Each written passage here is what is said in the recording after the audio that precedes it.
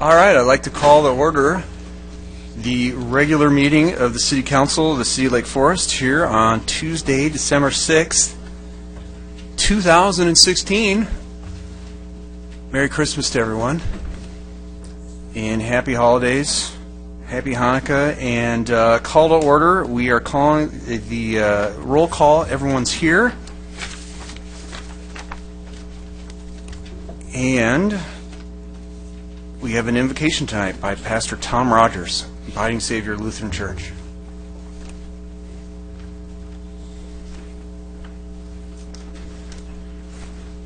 Thank you for coming tonight, even with your crutches. Well, thank you for the opportunity, and good evening, one and all. Let's bow our heads for prayer. Almighty God, this is a busy time for us. We have lots of things that are important to us, lots of people that we want to share love with by buying gifts, preparing meals, enjoying times of fellowship and fun.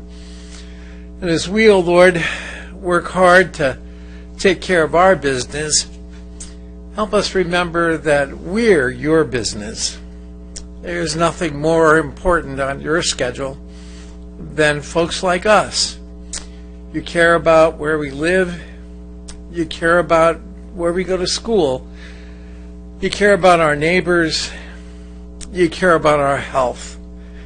You're always there, taking care of our business. So help us rejoice in the fact that you'll lead our meeting tonight.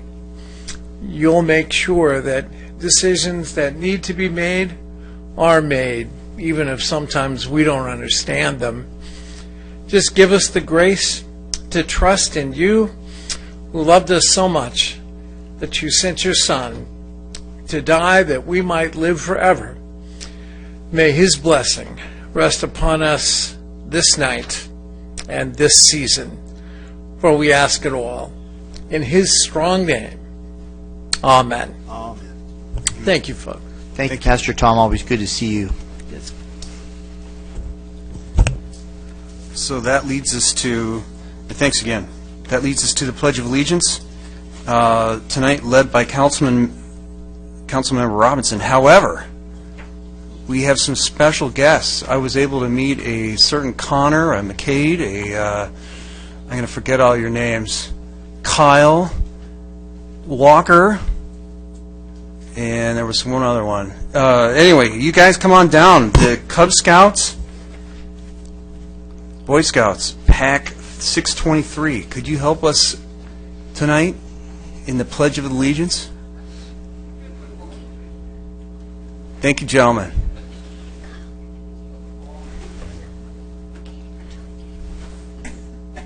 Please rise.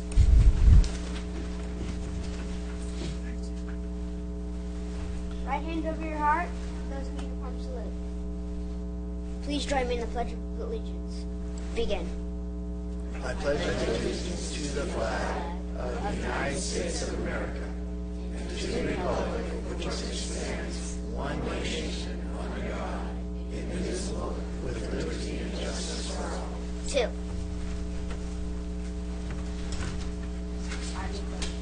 Thank you, boys.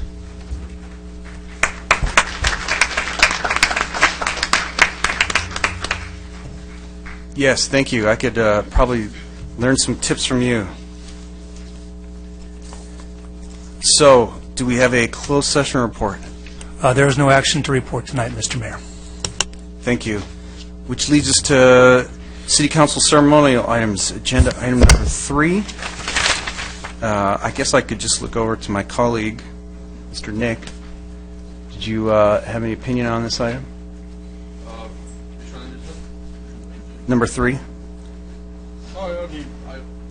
Yes, I already expressed my thank you. No, it just we don't need to go there. So Okay. Yeah, just never mind it. So do we need a motion, or we can just, if there's any other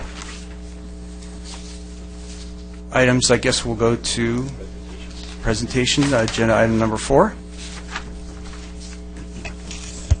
Thank you, Mr. Mayor, members of council. I'll move the presentations. Second. All right, let's cast our votes. That motion passes unanimously. Agenda item 4, introduction of new employee, Corey Blackwell, Recreation Supervisor, submitted by Director of Community Services. Thank you, Mr. Mayor, members of council. I was a little eager there. It's my pleasure to introduce 2 employees from the skate park today. It's actually items 4 and 5. I'll obviously start with item 4. Corey Blackwell. If I can have Corey please stand up. Thank you, Corey. Corey just joined us at the skate park, the Etney Skate Park of Lake Forest, on Monday, November 7th. And Corey is a graduate of the University of North Carolina in Greensboro with a Bachelor of Science degree in Parks and Recreation Management and a minor in Geography. More importantly, Corey has over 2 decades of experience riding skateboards and teaching skate lessons. If you want to learn to skate, Corey is definitely your man. Corey also brings about 5 years of professional recreation experience working for the National Park Service, Bureau of Land Management in North Carolina. And Corey is going to be the right hand of the next person I'm going to introduce at the skate park. Sounds so good here. It sounds good when Scott says it. Yeah, it's a pleasure and an honor to be here tonight. Thank you for having me.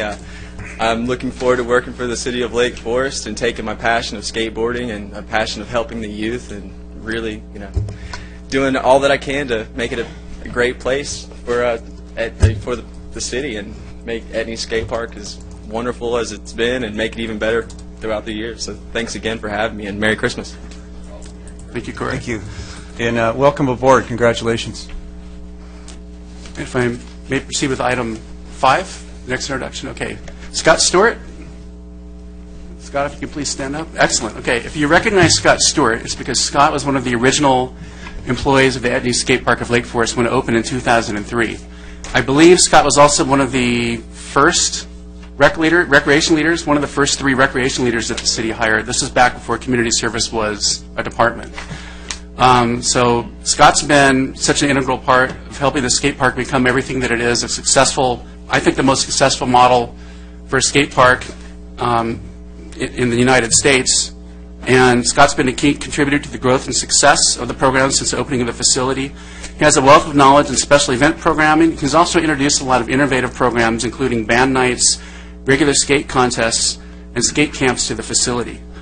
Scott's also starting to assist I think the broader management team in community services with special events. And as we develop the performing arts venue, he's also going to be working on designing the facility with staff, but also designing some of the programming that's coming up. Scott? It really is a great honor to hold the position of Senior Recreation Supervisor after 13 years of being here and seeing the city grow so much. And I really appreciate all support we've had from our council, both past and present.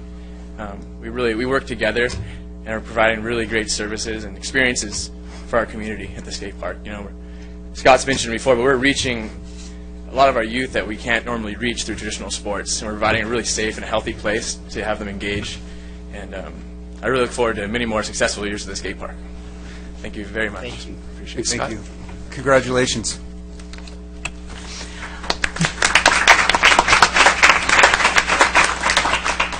Agenda item 6, Employee Service Awards, submitted by Assistant City Manager, Director of Economic Development. Wrong button. Could you please come down to the podium? We'd like to present our service awards. These awards show appreciation for employees for their years of service, and we recognize in 5-year increments. And so I will be calling up the employees that were able to join us tonight to receive a certificate and receive recognition from the mayor.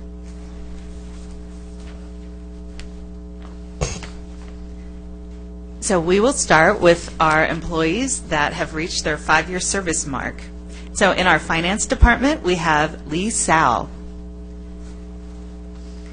She is one of our accounting staff.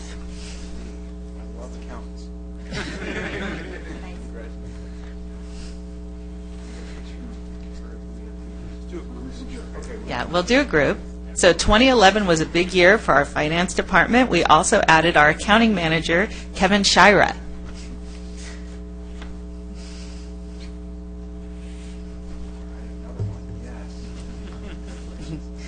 And finally, to be their fearless leader, we hired Keith Neves, our Director of Finance, who has been with us for 5 years now.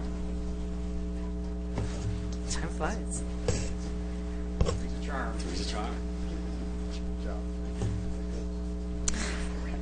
Okay, in addition to these employees, we also have some community services staff who are unable to join us tonight. Amy Hessing, Daniel Ortiz, Cody Leash, who is working at the skate park because of 2 staff members being here tonight, and Vanessa Morella, who are also celebrating 5 years with the city. So next we have our 10-year service award winners, and we have Sean Sorensen, who has been with us for 10 years in our facilities division.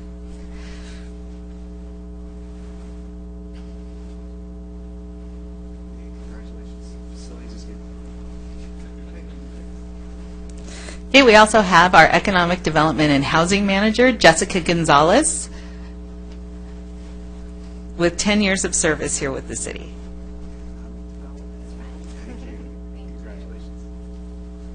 And also celebrating 10 years with us, who are not able to join us, is Oscar Garcia and Joseph Rico. We have one 15-year service award winner. She was unable to join us, Stephanie Card. And we have one 20-year service award winner. Now, I will let you guess, but it is our city manager, Bob Dunnick, with 20 years of service to the city of Lake Forest.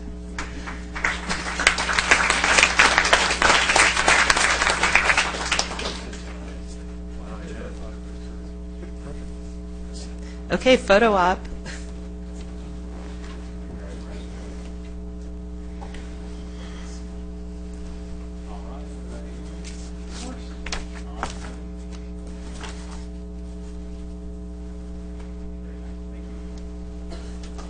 All right, thank you very much for your years of service to the city.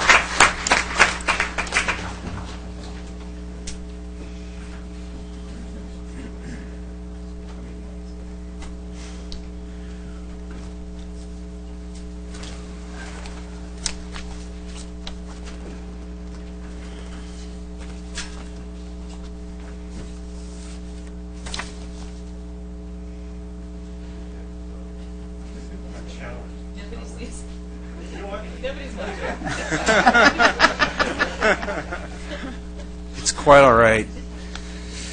So before Joe comes up, as you're coming up, I know Public Works Day is coming up, so if you can work on the accounting day, and I know we had a lot of accounting folks, so if you can get on that. So with that, we are going to the report from the student liaison, Mr. Joseph Surrey.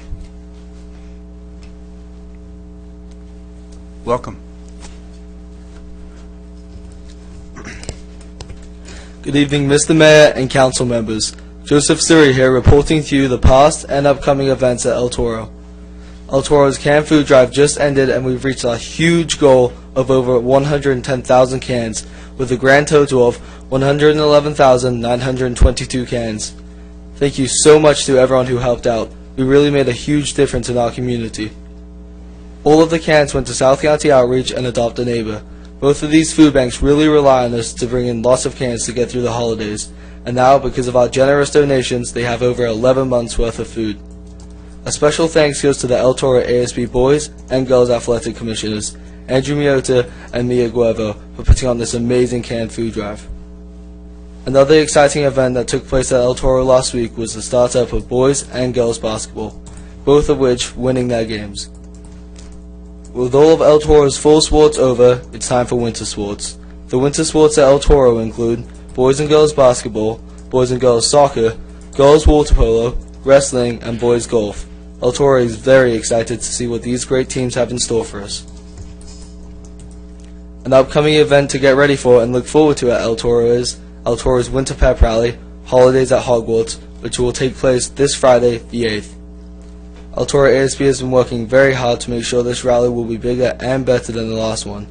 Another exciting event is Concert Choir's Holiday Performances, which will take place next week starting on Wednesday.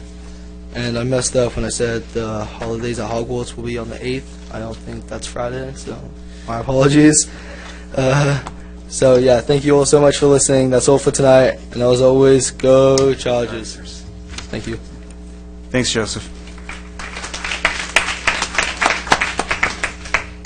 And yes, that's quite an accomplishment on the food drive. So I think it's great, everything you guys did for the community there, South County Outreach. So big high five for you and El Toro. Now we're on to the public comments section. Any member of the public can come and speak before the City Council on an item not on the agenda. Comments are limited to 3 minutes per person. Any person, if you can fill out the speaker request form. And do we have any folks who want to speak? Heiko Peschel, followed by Larissa Clark. Welcome. Good evening, Council and everyone else. Heiko Peschel, Foothill Ranch. And thank you to our folks for checking out my neighborhood and finding out, yes, we do have some small cracks on the road. So they will take care of that here sometime in the near future, and we appreciate that. Several different things. I just wrote neighborhoods on the form. Mostly the continuation of Portola Parkway from here to Irvine. If whichever one of you is on the OCTA at the moment, if any of you are, we need some encouragement on that. Another thing is our Mellow Roofs, which is only got a couple, 3 years left to go at the most, but still, as far as I can tell, we've pretty much fulfilled all our obligations that the builder gave us when they sold us our housing so cheaply. Anyway, in addition to that, what I would like to do is I would like to recommend to the council and also especially to the folks behind me to remember this is a civil organization, and please keep the voice tone civil so I don't have to put earplugs on. Thank you. And a very Merry Christmas and a Happy New Year. Same to you. Thank you. Larissa Clark, followed by Bob Holtzclaw. Welcome. Hello, welcome. Thank you for having me. Sure. I'm a long-time Lake Forest resident. I live off of Rockfield. And I moved here in 1998. My daughter was hit in the school crosswalk. She was a pedestrian by a vehicle in that school crosswalk on Rockfield in 2009.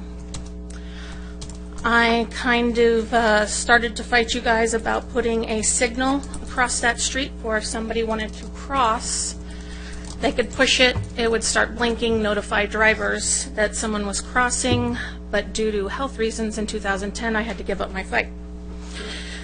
I won my fight with health reasons, so now I'm back to ask you, what do you plan to do about the traffic situation in our city? It has not improved since my daughter was mowed down in the crosswalk. We've had several accidents on Muirlands and Ridge Route. I am concerned about Muirlands. I am concerned about the street in front of El Toro High School because it is an absolute mess with traffic. There are children crossing, not using a crosswalk, jaywalking, cars going in and out of the suicide lane, opposite traffic, blocking traffic. There is no traffic control, no police officers, not even an officer on the campus of El Toro High School to help direct this traffic. And I am concerned, and I would like to know, what do you plan to do about traffic? Anyone? Why not? Unfortunately, Okay. You don't have to answer my question, but I think that we all can probably agree that traffic is probably a top issue here for us in Lake Forest. Okay, so I'm officially raising my hand saying this issue needs to be dealt with, please. I've been dealing with it since 2009. My daughter still deals with it daily, and I would appreciate quick attention to this matter in our city. Thank you. And just to clarify, you were saying the intersection of Rockfield and Ridge Route was the very first one that you mentioned. Is that right? My daughter was hit in the crosswalk on Rockfield in 2009. That street is crazy. My current concern is Ridge Route and Muirlands, specifically driving up Ridge Route towards El Toro High School. I don't know if you guys have ever seen that street. It's quite hairy and scary, especially approaching the railroad tunnels. Traffic gets backed up, a U-Haul gets stuck. We have children crossing there, no cross guards. I am concerned. I don't want to be here or witness another parent or anyone else tell you guys that their child was hit or fatally injured or killed or in a wheelchair, something like that. The time for action for that is too late. I would like to do something preventative. The city has been aware of it for many years. I am pressing you to fix this. Thank you for your comments. Thank you. Bob Holtzclaw, followed by Andrew O'Connor. Welcome. Welcome. Get my glasses out first.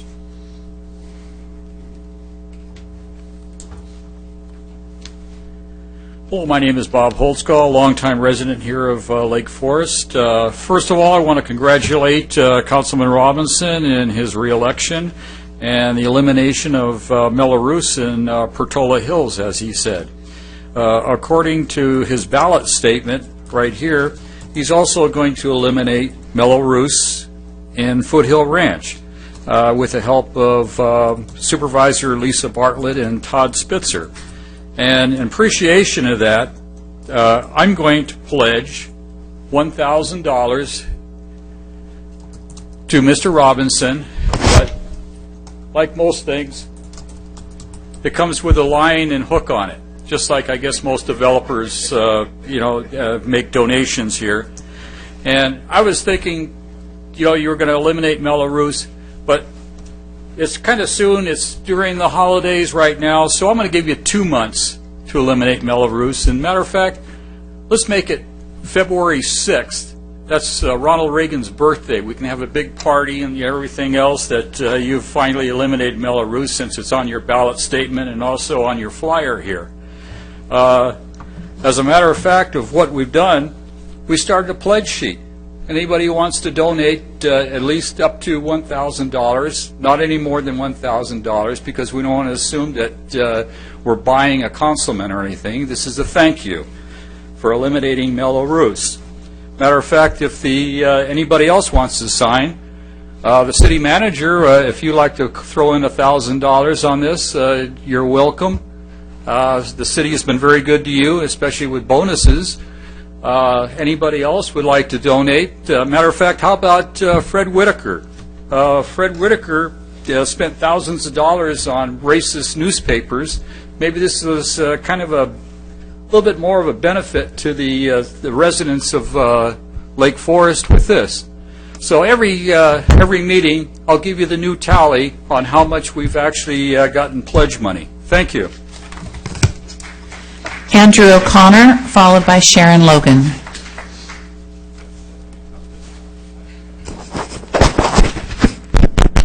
Thank you for that. Welcome. Good evening, Mayor. My name is Andrew O'Connor from Foothill Ranch. I've been a resident since 1990. I'm here to talk to Councilman Dwight Robinson and his anti-stance against Saddleback Unified School District, as well as seniors in the community.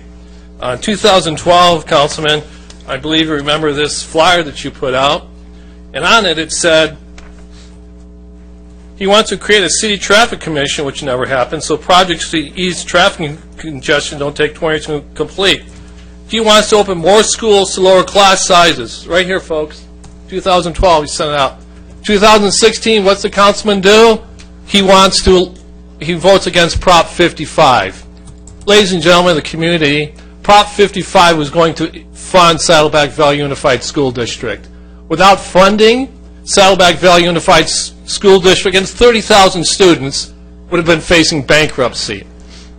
And Councilman Robinson would have known that if he attended the April 2016 budget meeting where that was presented. And at that time they said, if we don't get this proposition, we're going to face bankruptcy in 2 years. So Councilman Robinson, my question to you is, with less than 1% of people in this community making less than $250,000, why did you push it? Of course, we have our well-paid city manager over here. Maybe you're protecting him because he makes over $330,000. And people in the Republican Party like Whitaker and Bartlett and all those folks, I'm sure you're protecting them. The Forbes, November 21st, 2016, James Wood says, Prop 55 hits less than 1.5% of Californians. Those with a single income filing at least $263,000. My other exhibit, number 3, is the True North research. Right here, ladies and gentlemen, the city manager and that councilman right there made us spend $40,000 on this report. And if he would have read page 67 of his own report, he would have saw that there's nobody in Lake Forest that makes over $250,000. It's right here in his own report. So he spends $40,000 of our money, gets demographic information on the income of our residents, and it doesn't match what he wants to do. So, Councilman Robinson, I think you have a lot of explaining to do on your position that 2012 you wanted to open a school, but 2016 you wanted to bankrupt the district. I have 30 seconds left, Robinson. I'd like to hear your reply.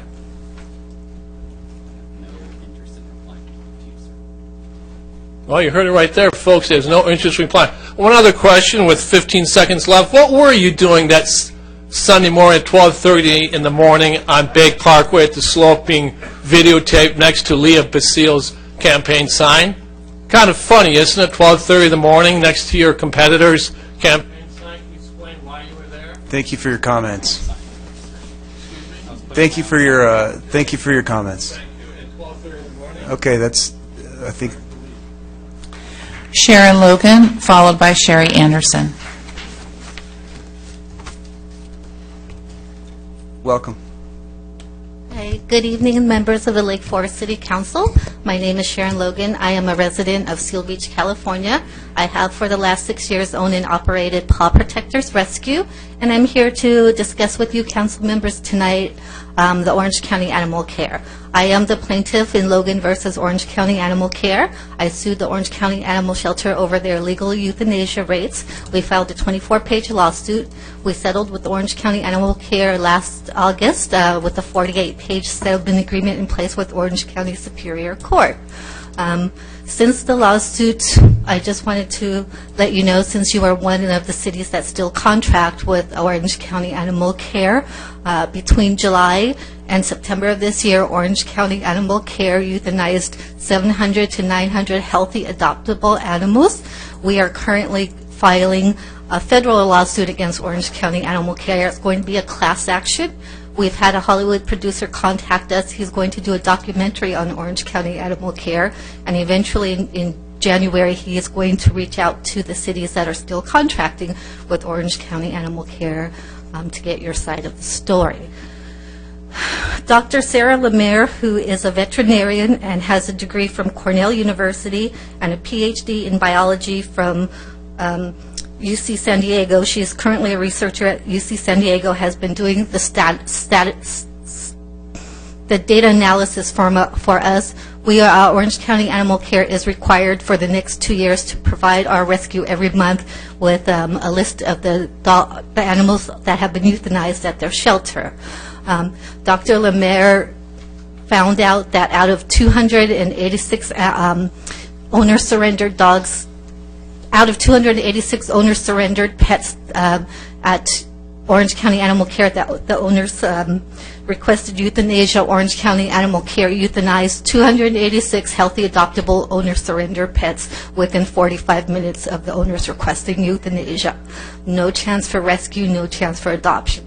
I'm respectfully asking the City Council, you are contracted with Orange County, just please remember that they need your contract more than you need their services. We had witnesses there on Friday and Saturday. They videotaped and photographed hundreds and hundreds of empty open kennels, and Orange County is still euthanizing 24 or 25 animals on a daily basis with hundreds of empty open kennels.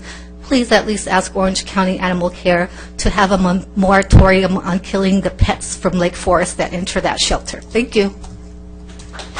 Thank you for your comments. Sherry Anderson. Welcome. Thank you. I watched the video from the last meeting, and I want to share with you, Councilman Voights, why we tell people not to give away their pets for free. Here's part of an article from November 1st, The Scary Truth About Free to a Good Home Dog. So what really happens to a free to a good home dog? Last year, Jeffrey Naley was charged with 29 counts of animal cruelty because of the massive number of dead animals found on his property. Naley obtained them through free ads in Craigslist. Patricia Harvey was responsible for hundreds of deaths of animals. Again, she picked them up on free ads, told people she was going to rehome them, and then killed them and put them in the lake in her backyard. Dog fighting circles use Craigslist dogs, the free dogs, for bait dogs for their fighting, and if they're good, they'll train them to fight, so you don't have to hurt their own dogs. Other groups called bunchers scour the free ads for dogs and then sell them for research and experimentation. And sometimes a free dog, if it's not spayed or neutered, will be picked up by a breeder, and then that darling pet will spend the rest of its life not fed, in a cage as a breeding machine for the rest of their life. This article doesn't mention that they also pick them up for snake food, human consumption, abuse of all types, and many of them just end up back in the shelters and killed anyway. When someone shows interest in a dog or a cat with a rescue group, they vet them. They fill out an application, they pay a fee, they interview them, they oftentimes go to their house to try to make sure they're a good match for that pet, and it won't end up back in a shelter. If it doesn't work out, they're always welcome back at the rescue groups. OCAC hardly works with the rescue groups. They make it very difficult. When OCAC did their free adoptions that you were so thrilled about, Dr. Hawkins made it clear that they didn't vet anyone. Anyone could have a free pet. So, Councilman Voights, what really happened to the darling kittens that you talked about at the last meeting? You talked about the shelter being heartbroken when you went to the shelter. Really? Then why did you vote to send our pets to a shelter 17 miles away that you know is a high-kill shelter? Every time OCAC was talked about at this meeting, it was full of people who really were heartbroken, including me, over the horrible treatment that goes on there. I want our city, just as Sharon said, why do we support the corruption that goes on there? Why don't we have a moratorium that, unless they follow the laws, at least try to follow Deborah Rose? Sorry. Thank you for your comments. We've had no further requests. Which leads us to the consent calendar, warrant register item number 7. No, it doesn't. I have some comments. For those of you who are new to our meetings, the way the mayor likes to run the meetings is we don't respond to you as we used to after you individually speak. Instead, we have to wait until everybody speaks and then address each of you. And actually, that's an item that we all agreed to unanimously before in the last year. So that's not something that's my opinion. That's actually one of our items that we passed unanimously. Go ahead. But you have the ability to change that, don't you? And I've asked you on several occasions to change that, haven't I? And you continue not to change it. Isn't that the case? So let's in any you want to event, talk about this. Well, I have my time now. You asked me a question, so let me answer. Well, I'm only interrupting you because you interrupted me. I'd like to go back to talking to the people. Well, let me answer your question. Why don't you answer my question after I'm finished responding to the people? You have one person who wants to change it. We've unanimously have passed a thing fine. here. Want to so continue? Let's have one. Is there anybody else here who would like to change this policy of waiting until everybody finishes, and then we individually respond? I like to respond to people at the time they respond, they address. I don't like to wait till the end. So I'm there with you, Jim. Okay. Anybody else? All right. Well, besides me, how many in the audience would like us to respond to you after you speak instead of waiting? Unfortunately, your vote doesn't count. So, but if you're interested in actually progressing some of your thoughts here, but if you're just open to theatrics and trying to make some spectacles, then why don't we move on? I believe you're the only spectacle on display. I'd like to go to my authorized by council majority opportunity to respond to people. First of all, was it Marissa Clark or Melissa or Marissa? Larissa. Okay. Actually, we have to sit here, and then we can only respond now to all of you, and then there's nothing else to say from the Brown Act. Let's, what we're trying to do is the public comment section is ended, and so now we are at the comment section for city council members. So, yeah, I couldn't agree with you more. We just had a big accident on Muirlands. We've had big accidents on Overlake. The people who live on Killy are complaining about the speeding. The people who live on Overlake are complaining about the speeding. We have parking problems in Bennett Branch, parking problems on Raymond. As somebody else pointed out, we did try to get a traffic commission, but that was opposed by the same three people who opposed us altering the system tonight. Instead, we had a traffic advisory group. It did almost nothing. So later tonight in council comments, I will ask the council to reconsider the idea of a traffic commission to deal with these problems here in the city. And thank you for coming and sharing your concerns. Bob Hosaw, see me later. I'll give you $1,000 to contribute to your campaign. Sharon Logan, thank you very much for everything that you do and for giving us the statistics on what's going on in OCAC. We don't get those statistics here. It's almost impossible for us to get those statistics. Sherry Anderson, thank you for coming and talking about all the ways that the free adoptions that the supervisors are so excited about. My colleague Voigt, I believe, didn't know what you were talking about, so he was all excited because it sounded good that 200 animals got released, but he was not aware, I sincerely believe, of what happens to them. You talked about sadists getting them and dog fighters and bunchers. I don't know if you explained that bunchers are the people who do animal testing and blind them and maim them and then ultimately kill them so that you get a better perfume and stuff like that. Breeders and feeders, the thing that you forgot was cultists. That in fact many of these animals are served by cultists, and when they see a free or low cost, it's like Christmas time to them. They show up. And you're absolutely right. I asked Deborah Rose to check with Dr. Hawkins to see if in light of this changed policy we had done something more protective to ensure that the animals didn't get picked up by these people. No, they did nothing extra to do that. So that's a big problem, and thank you for bringing that to our attention.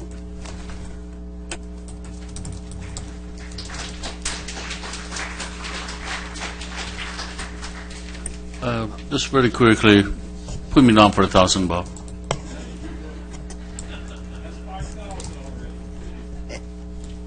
Sherry, if you could please write down where you got that article and pass it to Deborah Rose for the end of the night. I appreciate it. Thank you so much. I just wanted to say one final thing, too, about the traffic in that area. I think the speaker was Larissa Clark. If maybe staff could just give us an update on the weekly agenda on not crime, it's the accident statistics for that intersection. I would appreciate it.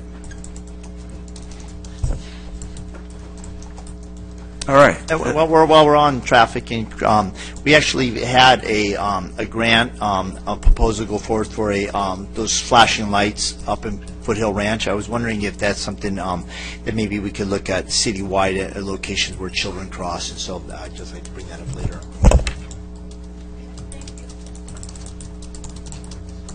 Which leads us to the consent calendar. Move the consent calendar. Second. All right, let's cast our votes. For clarification, this is the warrant register, correct? Agenda item number Warrant. 7. Thank you. Yes. Consent.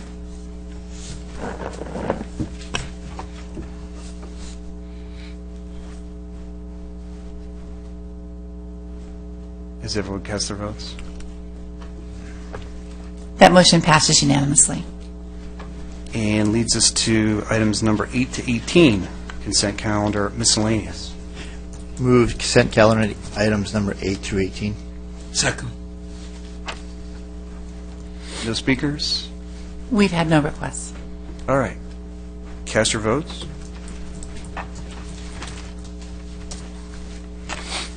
That motion passes unanimously. Which leads us to a public hearing. Agenda item 19, second reading and adoption of the 2016 Building Standards Code and Fire Code, continued from November 15, 2016, submitted by Director of Development Services. So here's what we'll do for this public hearing. I'll open the public hearing, then we'll receive the staff report, accept public testimony, and bring it back to the council for comments, questions, and action. So with that, I will open the public hearing. Do we have any... well, let's go to the staff report. Thank you, Mr. Mayor, members of the council, and I'll ask Ms. Ackerman for the staff's report on this item. Thank you. Thank you, and good evening, Mayor and councils. I have a very short staff report this evening. The recommended action amends the Lake Forest Municipal Code to enact local amendments to portions of the 2016 California Building Standards Code, thereby creating local additions. The City Council introduced the draft ordinances relating to this item for first reading on November 15, 2016, and we also had a staff report at that time. As noted in our report this evening, OCFA has identified a few additional local amendments to this 2016 Fire Code, and our intention is to bring those new Fire Code amendments back to the Council in early January. This evening, we are asking that you conduct the second reading and adopt the two ordinances, putting into effect the new 2016 building codes. Thank you.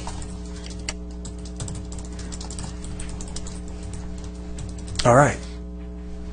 Any public testimony? We've had no requests. All right. I will go ahead and close the public hearing, bring it back to the council for comments or motions.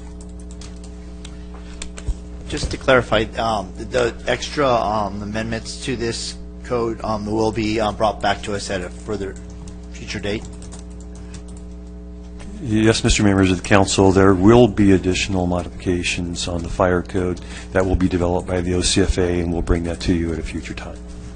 Okay. But we wanted to get what's there now on the books, and so there will be a subsequent update to it. All right.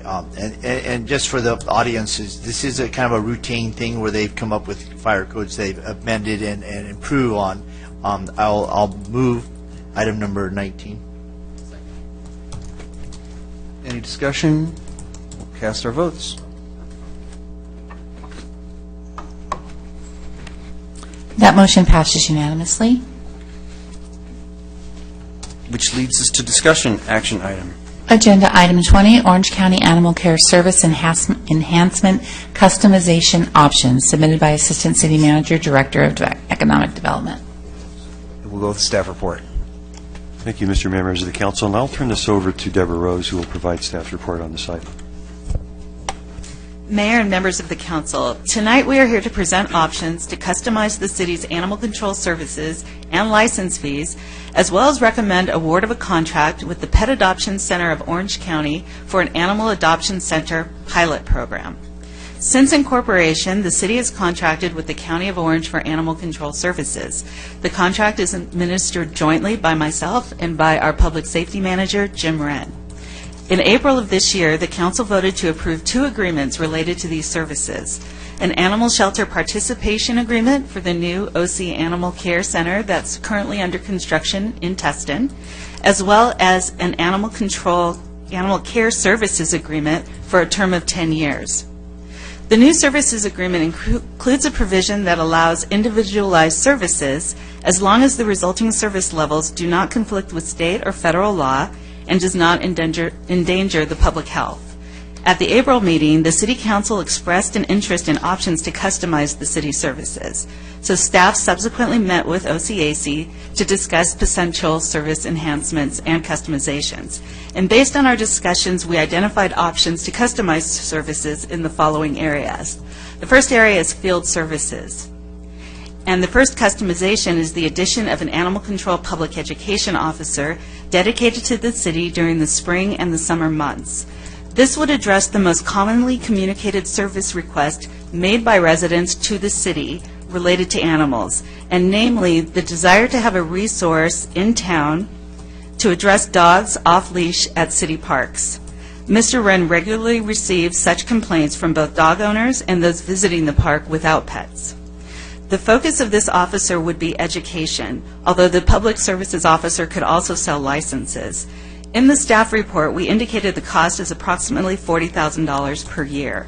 While this officer is able to issue citations, we anticipate only nominal offsetting revenues. The focus really is to be a resource for the community, to provide public education. It's not necessarily an enforcement type officer that we're looking for here.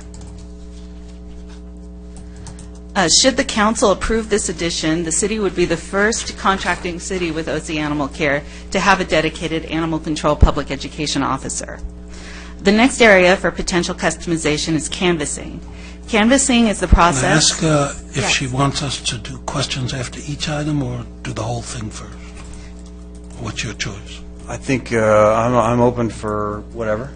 This might be better to do each one Okay. one by one rather than run through all of them. All right, so we have here with us tonight from OC Animal Care, Lieutenant Frager, who's here to answer any questions you may have for operations, and then myself and Carla Tomaino are also here to answer any policy questions or other questions related to the staff report on the public education officer. I have a question. So if I understand what you said in the report and now, basically somebody's going to get $40,000 a year for half the year to walk around in our parks and talk to people about how to be a good dog owner. That's about it? Yes, they would be patrolling our parks. So can I apply for that job, or I'll ask the city attorney? Being on the council, am I prevented from taking that job? Is that going to be a violation of anything? That would be a violation of anything. What a marvelous thing to do. They're going to wander around our parks and talk to people about being responsible owners. Are we going to get back $40,000 of value from that? Will we save $40,000 in field services?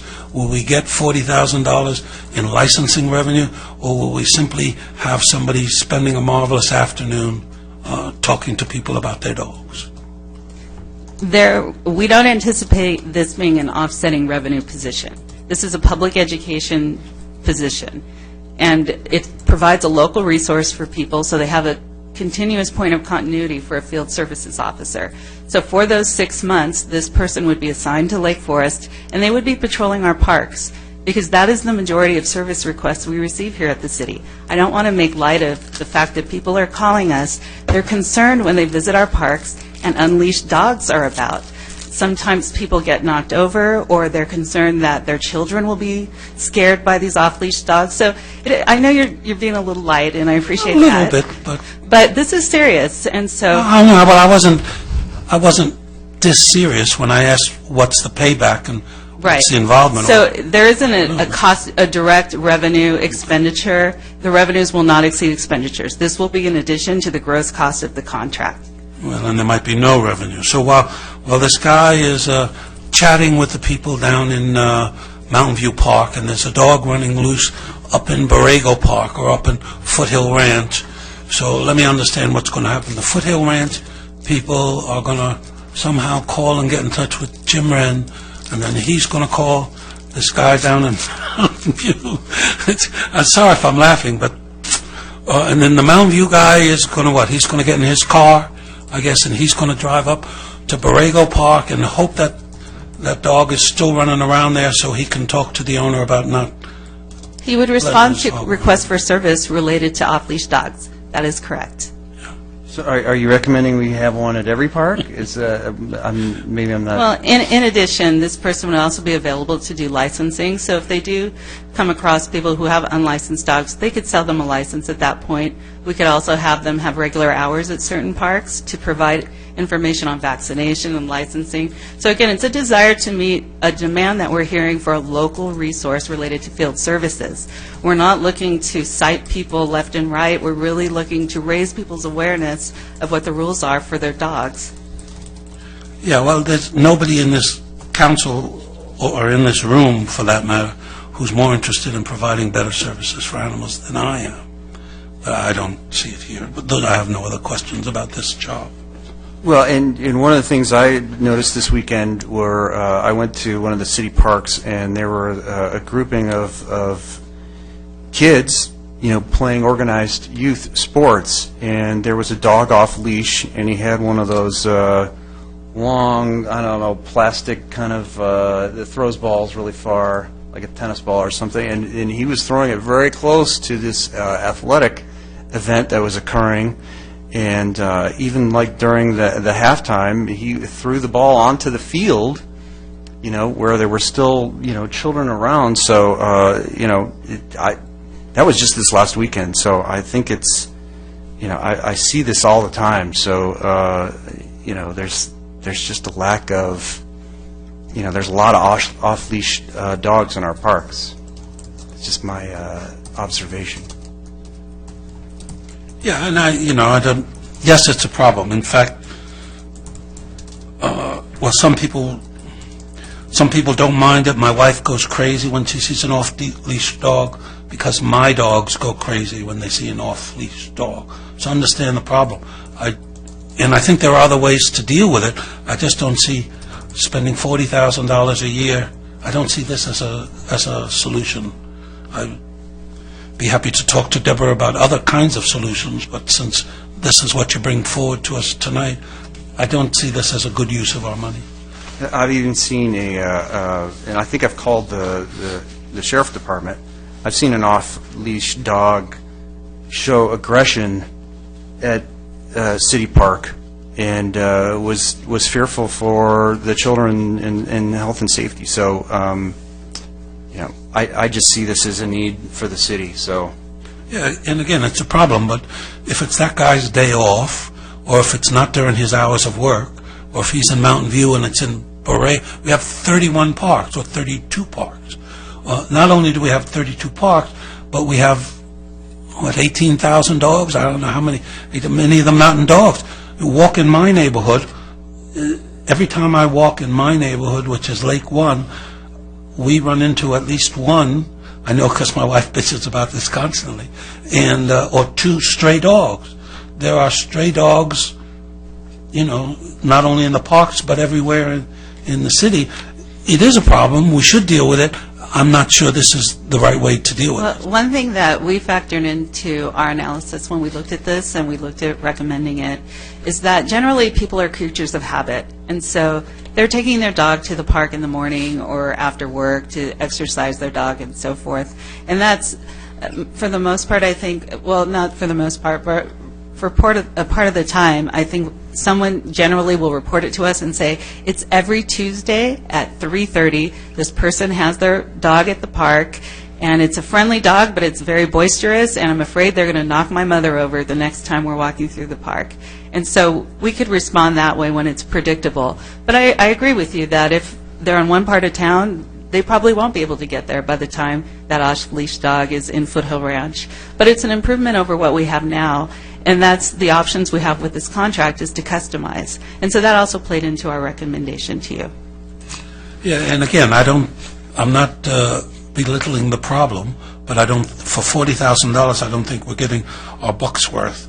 And I think you could come back to us with a job description that would target what you're trying to solve much better than this particular way that you're trying to solve it. I'm not going to disagree with anything that's been said up here. I think that, number one, looking at the $40,000, I don't think that's just the personnel wages. I'm guessing that there's some additional costs that come into play. So this isn't one person who's just making $40,000 to do this. Clearly, we have a ton of parks. This would have some impact, I think. Just looking at the numbers, it looks like from a call volume, assuming there's no duplication between what OC Animal Care is hearing and what we're hearing through Ask Lake Forest or code enforcement, we're probably looking at a dog or two complaint per day. I'm guessing they're higher certain times of the day or certain days of the week, but I'm not sure that this is necessarily going to solve that problem because, again, we've got 30 parks, so he or she would have to go to a number of different places. the revenue's not going to offset, clearly. Education's always a good thing. Is this the best way to educate? I'm not entirely convinced, but I think that, as you said, your request to get some additional information, maybe one way of handling this would be at our budget meeting next year. We ask for that job description and some additional details, and that might be a good point to take a look at this particular position. Yeah, and again, I agree with you. For example, while you were talking, I'm thinking, okay, so we could have, try to set up pet clubs in high schools and get kids when they're early and go about doing that at the different high schools. I mean, there's a lot of things we could do with it. It is a problem, and I just don't see it. I don't see this as solving the problem, but I would, that would give us enough time, come back, come up with some better uses of money and better job descriptions. And also, yeah, there's the gas driving to Borrego and then finding out it's back in the, so it's, From education, I don't think that there's any one-size-fits-all solution to that problem. Clearly, we have thousands of dogs here in town. We're only going to reach people in so many different ways. This will reach a sliver. There's going to be other ways. Yeah, no, and again, just while we're sitting here, HOAs, my HOA has, for example, a pet lost and found thing that we do that's very successful, and that helps keep animals out of the pound, Orange County animals. So maybe we could be working with the HOAs and going around and educating them and getting them to be more firm with their enforcement, because the fact is 70% of our people live in HOAs. So if we could control or get a better control on stray animals in the HOAs with this officer doing that. So there's a lot of things, there are a lot of ways that we could address this. I just don't think the roaming park, as desperate as I am for that job, I'm not sure, maybe 2018 I'll take that job, but right now I can't. And if you're amiable to it, then I think that just bring this back at our budget meeting, having that discussion, getting a job description, and so I don't know if we're going to vote on these one-on-one, or, I'd rather try to see if we can build some consensus around all the items, but if not, then we could break them apart. That would be my goal, but I'll leave it up to you, Mr. Mayor. Yeah, that sounds good. Any more on that item? I'm trying to convey, I think it's a concern that of mine, and a little bit more progress on this is always good. So I think you can continue on now. Okay. Thank you, Lieutenant. Okay, our next item is option for customization is canvassing. And canvassing is the process where Orange County Animal Care personnel visit households to verify that the dogs at the residence are appropriately licensed. Unlike cats, dogs are required to be licensed by law to ensure they are properly vaccinated against rabies to protect the health and safety of the public. The Orange County Animal Care contract includes a base amount of canvassing each year, and the city has the option to increase the level of canvassing. Staff is recommending the council approve doubling the current level of canvassing to allow for the entire city to be canvassed over the next few years. Another option related to canvassing to increase dog licensing is a limited-term amnesty program.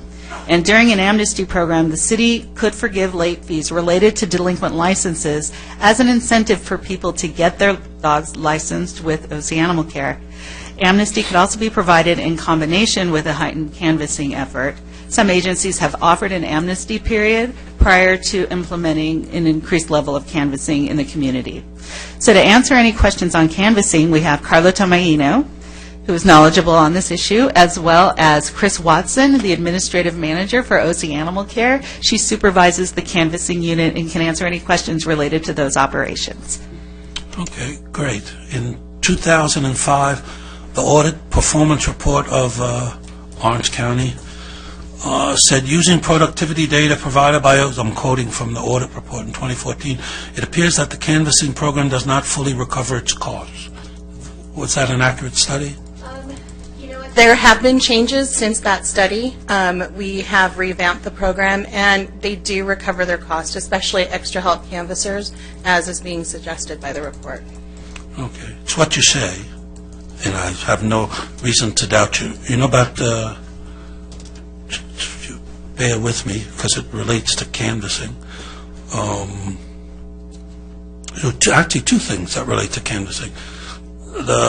About 2 weeks ago, I was bit by my dog. It was my fault. I was playing with him, and I put my hand in his mouth, and he's getting a little old and blind, and I suppose so am I.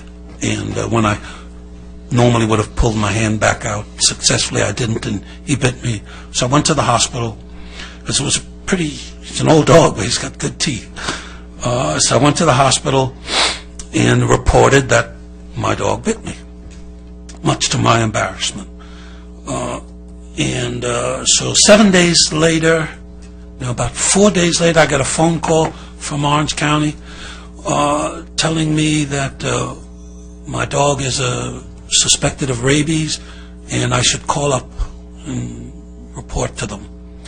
So I call them up, but nobody answers the phone, and leaves me a message saying that if this is urgent, I should leave a message, otherwise, call back the next day. I call back the next day, there's nobody there. I leave the message, I call back the next day, there's nobody there. I don't leave a message because they say only leave an urgent message. You may not be aware of that. If you called OC Animal Care, they only want to talk to you about urgent issues. So on the fourth day, I'm going out, I'm leaving my house about 8 o'clock in the morning, and there's an animal control officer. And they want to check my rabid dog. Well, and that is, but this is now 7 days after my bite. My dog is looking pretty good, and my hand where I've been bitten is looking pretty good. But she believes she wants to inspect him for rabies because you have no certificate on my animal. You don't know that, and you're worried. She's worried. She did a very nice job. She was very polite. She was worried that it was a rabid dog because they had no record of him. So I go upstairs, and fortunately I'm an obsessive enough person that I can find the certificate, and I come back down with the certificate and show her the certificate from Orange County that says he was here, and this is his vaccination. She says, oh, we have no record of this. Well, that's very good that he has his rabies thing. And then I had to give her $95 for coming out to check on me. And I don't know, can I get a refund on that? Well, I'll ask you that later. Point is, as pretty bad record keeping for people who are canvassing. So I don't know, they're going around canvassing, where's your license? If they're following up on a rabid dog report and they can't find my dog's certificate, I'm not exactly confident that they're going to be valid going around canvassing. They're going to knock on your door and say, where's your license? Why? You have a license. But they don't know it because they lost yours, just like they lost mine. So, that's not my other story that I tell, because I know these because they personally happened to me, is they're double licensing me on my other dog. It's billing me twice a year for that one. So I'm not at all, when you're asking us to invest in a company who I know from personal experience, their records are screwy, I'm not, very enthusiastic to do that. We know that they're licensing compliance data. I'm surprised Randy Johnson isn't here. He comes here about every other meeting. He gets up and screams at us. Screams at you. Yeah, screams particularly at you because they still haven't cleaned up their compliance records, even though we're over a year now that it's been pointed out to them that they report the wrong compliance data. So in my mind, I got an agency that doesn't know I have a license or not, who thinks my other dog they bill me twice on, and in state-mandated reporting on their website, they can't even produce the right data. And when they're told convincingly, he convinced me, and I checked on it and he was right, that their data is wrong, they still don't correct it. Why on earth would we contract with your agency under those conditions? Well, Dr. Gardner, let's start with the first one. Let's start with your first story about your experience with the dog bite. So, Ms. Watson. Actually, that's a completely different department. That it is under field services. I'm not familiar enough with that case to make any comments on that particular instance. I can say that regardless of an animal's vaccination status, we do have to quarantine animals anytime there's a bite to a human under state law. So that's more of what they were out there doing, so they're following up on what they're supposed to do. And that is what the $95 charge covers. So it's all of the information that we get from the hospital goes into the computer to cover the bite. The officer goes out to make sure that there's nothing going on with the animal. He looks like he's healthy, and then releases it after the quarantine period of 10 days is over. Actually, they never quarantined my dog. All she did was to say to me, you probably should keep him indoors and in your yard. That's a quarantine. Oh, that's you call that a quarantine? That's a home quarantine. So in certain instances, we don't have to take an animal from a house to the shelter for quarantine. It can stay in the owner's residence, which, lets you care for your dog while the 10-day period is there. And that's specifically because we are a rabies defined area here in California. And we're just making sure that, one, everybody is up to date on their vaccinations and that we don't have any issues with an animal being. When was the last time there was a reported case of a rabid dog in Orange County? You know what? I am not sure. I don't have that information. We would be able to get that for you. Someone told me it hasn't been in 50 years. I went up on the website to check, and they only had 5 years of data. And in the last 5 years, there's been nothing in Orange County except rabid bats. But there have been no rabid dogs. But I have been verbally told that there hasn't been a rabid dog. And I have no objections, to doing it or to the fact that you follow up. I have an objection to the fact that you lost the data. And we also have Steve Franks here from the county to speak to this issue. Well, perhaps you can tell me what happened to the subcommittee. I would be happy to if you'd like to discuss it. We can talk. I'll go straight from the records of the ACOs. On November 23rd at 7:53, our ACO responded to your address in the city of Lake Forest regarding a reported bite. There was no answer at the door, and he left a door tag. The Craig indicates he left the tag on the door or on the gate. 11:25. 2 days later, at 12:44 p.m., ACO Craig responded to the residents again in regards to the dog bite. We are mandated when there is a medical report of a medical bite to a human to follow up. There was no answer at the door, and he left a door tag. He indicates he left it at the door gate again. On 11/26, the subsequent day, ACO Stacy, a second officer, responded to the residents again in regards to the dog bite. There was no answer at the door, and she left a third door tag. ACO Stacy indicates it was left on the door gate. On 11/26 at 3:40 p.m., ACO Vosberg, our third officer, responded to the residents again in regards to the dog bite. There was no answer at the door, and he left a door tag. So I would count 4 tags at that point. 3 of them were in the garden. Can I please finish, sir? Sure. Thank you. 11:27, ACO Nataliazo, I didn't go there, pronounce it, responded to the residents and made contact with you. There was also an adult female present at the time of her visit. OC Animal Care had received a report that Dr. Gardner was bitten by his own dog.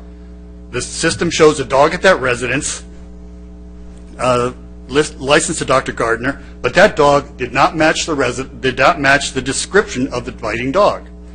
ACO Natalia, the animal control officer, asked basic questions so she could determine the identity of the dog and verify its licensing, much like you said.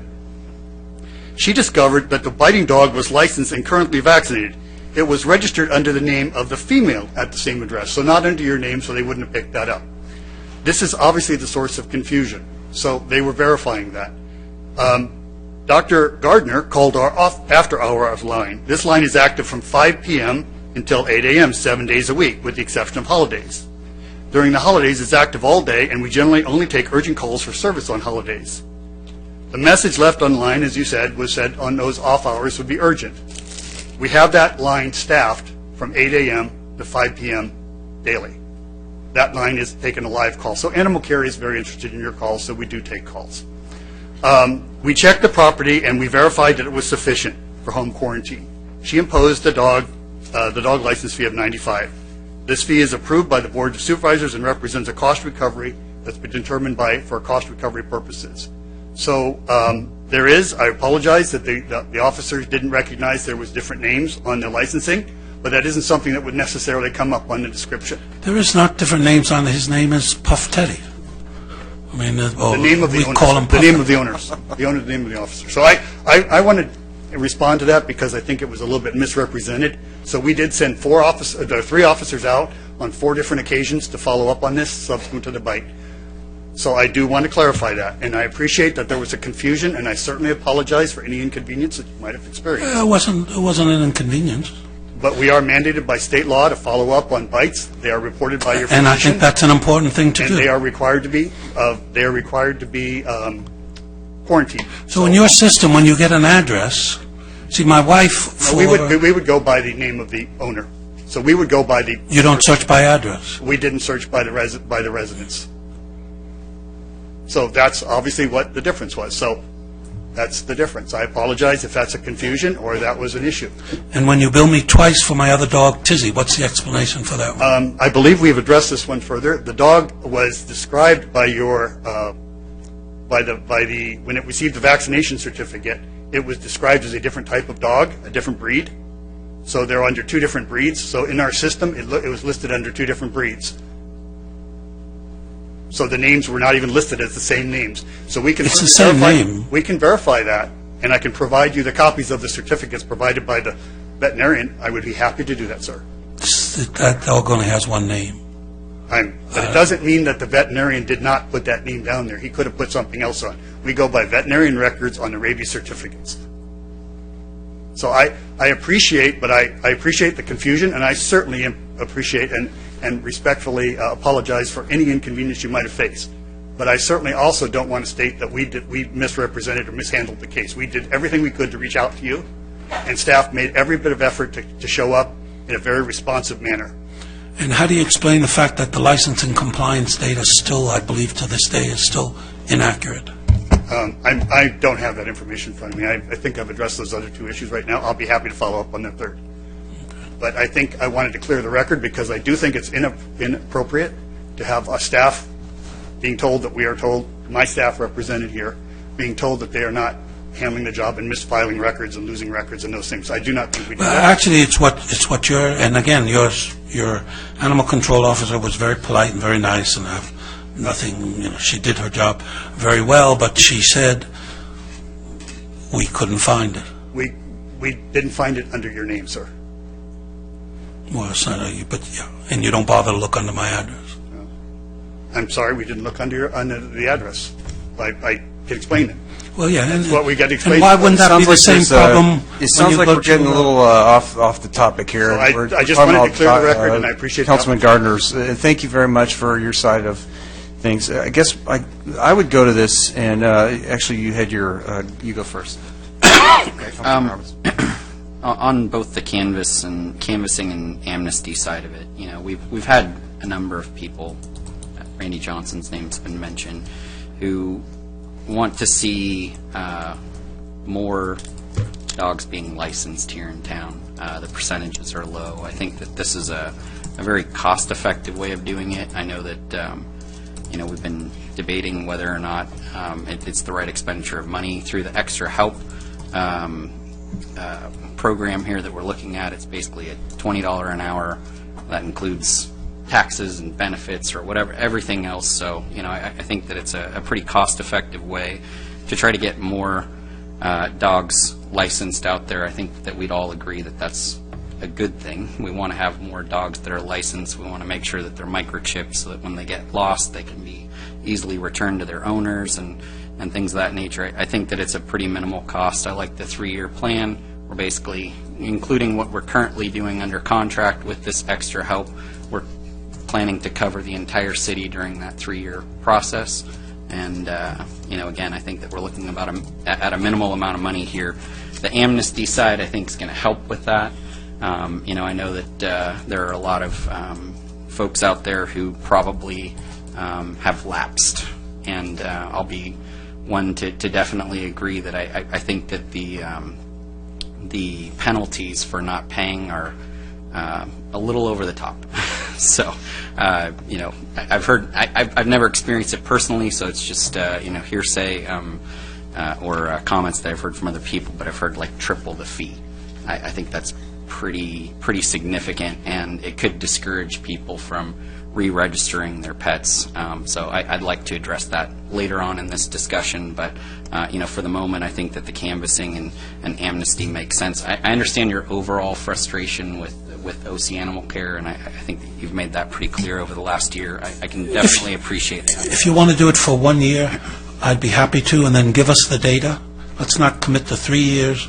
Let's do the 1 year and see how much it produces in income, and if it's working, God bless them, I'd be happy to continue. I agree with you. If it works, it's a good thing. Okay, well, if that can help build some consensus here, then I would definitely be supportive of that. From my perspective, I'm not just completely focused on cost recovery. I think that there's some benefit, even if we're not recovering the entire $9,600. If we're getting there's somewhere future close. costs, but there's future costs, sure, and Correct, we can do an analysis and look at future costs. So it doesn't have if it recovered $5,000, but in fact that meant $20,000 in future income, it more than pays for itself. So sure. We're looking at direct costs, but future costs as well. Well, I'd be if that helps bring consensus, then as we're trying to build this this potential conglomerated vote here together, if we can manage to do that, then I'd be accepting of that. Well, so I think the cost is definitely always a consideration, and when we had explored other options, I think previously about going out and building our own or finding a facility, cost was definitely a consideration, and I think the cost here is minimal. I think the thing that might be missing from the conversation is not only the rabies, but the shots. And so I can't remember all the ones that we're required to get. I have a dog too. Our family does, and there's things that are required to keep our dog healthy and not to get other dogs sick. So there's I think a general you don't want rabies in town. Maybe that's a lower risk, but the health of the dogs. And it seems like every single time there's a dog driving or walking by our yard, there's always stuff going on, and so we haven't had any flesh wounds, but it just seems like there are always the bites that might just barely be close on those types of things. And personally, I think for the safety of our dog and the safety of other neighbors' dogs, the more that people take care of their dogs and get the license, and it requires you, hey, you need to get this shot, the rabies shot, this shot. It's so easy. It's human nature to forget those shots.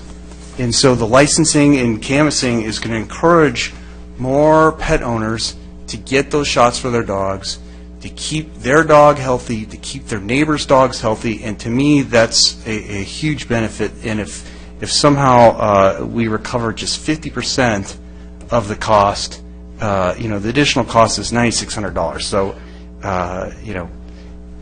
all it takes is like just a couple dogs getting sick, and that pays for itself, economically. So, I'm willing to do the staff recommendation, and going from, in essence, doubling, it's a canvas of 6 years to doubling the staff would reduce it by half.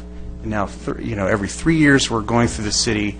I'd even be willing to go every 2 years because I just think of the importance of the safety of, the people's pets. So, and the health. Rabies aside. No, I actually would like to hear the rest of the presentation before I vote on anything. So if my vote's going to be counted, I'm going to hear the rest of the presentation before we vote on anything. Yeah. Thank you. Okay, so if there's nothing further, we'll go on to licensing fee. Yes, licensing fees and amnesty. Licensing fees. Okay, thank you, Ms. Watson. Thank you, by the way. Another Both, potential area for customization is dog licensing fees. The current fee authorized by the Board of Supervisors is $27 for an altered dog and $100 for an unaltered dog. Senior citizens receive a 50% discount on licensing fees for altered dogs. The City Council has the option to set fees in any amount that does not exceed the cost for providing the service. The philosophy of OCAC has been to set fees so more of the program is paid for by the dog license payers. Other agencies set fees so more of the program is paid for by the general taxpayer, and we provided a chart in your staff report that illustrates the variance there. Currently, the city's split of program revenues is 50% from the license payers and 50% from the city's general fund. In previous years, the ratio from license payers has been higher. Should the council wish to reduce fees to $20 for an altered dog and $50 for an unaltered dog with a $10 altered dog rate for senior citizens, fee revenues would be reduced by approximately $44,000. Now that's based on the number of licenses sold in fiscal year 15-16. Lowering these fees may also be an incentive for more dog owners to license their pets.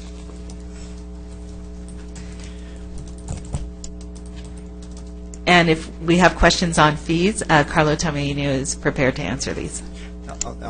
I actually want to chime in now. Is it that? Oh, you're done now. Yes. Thank you, and thank you all for coming tonight. I actually like the idea of a $20 set fee for altered dogs and $10 for senior citizens for altered dogs. I have no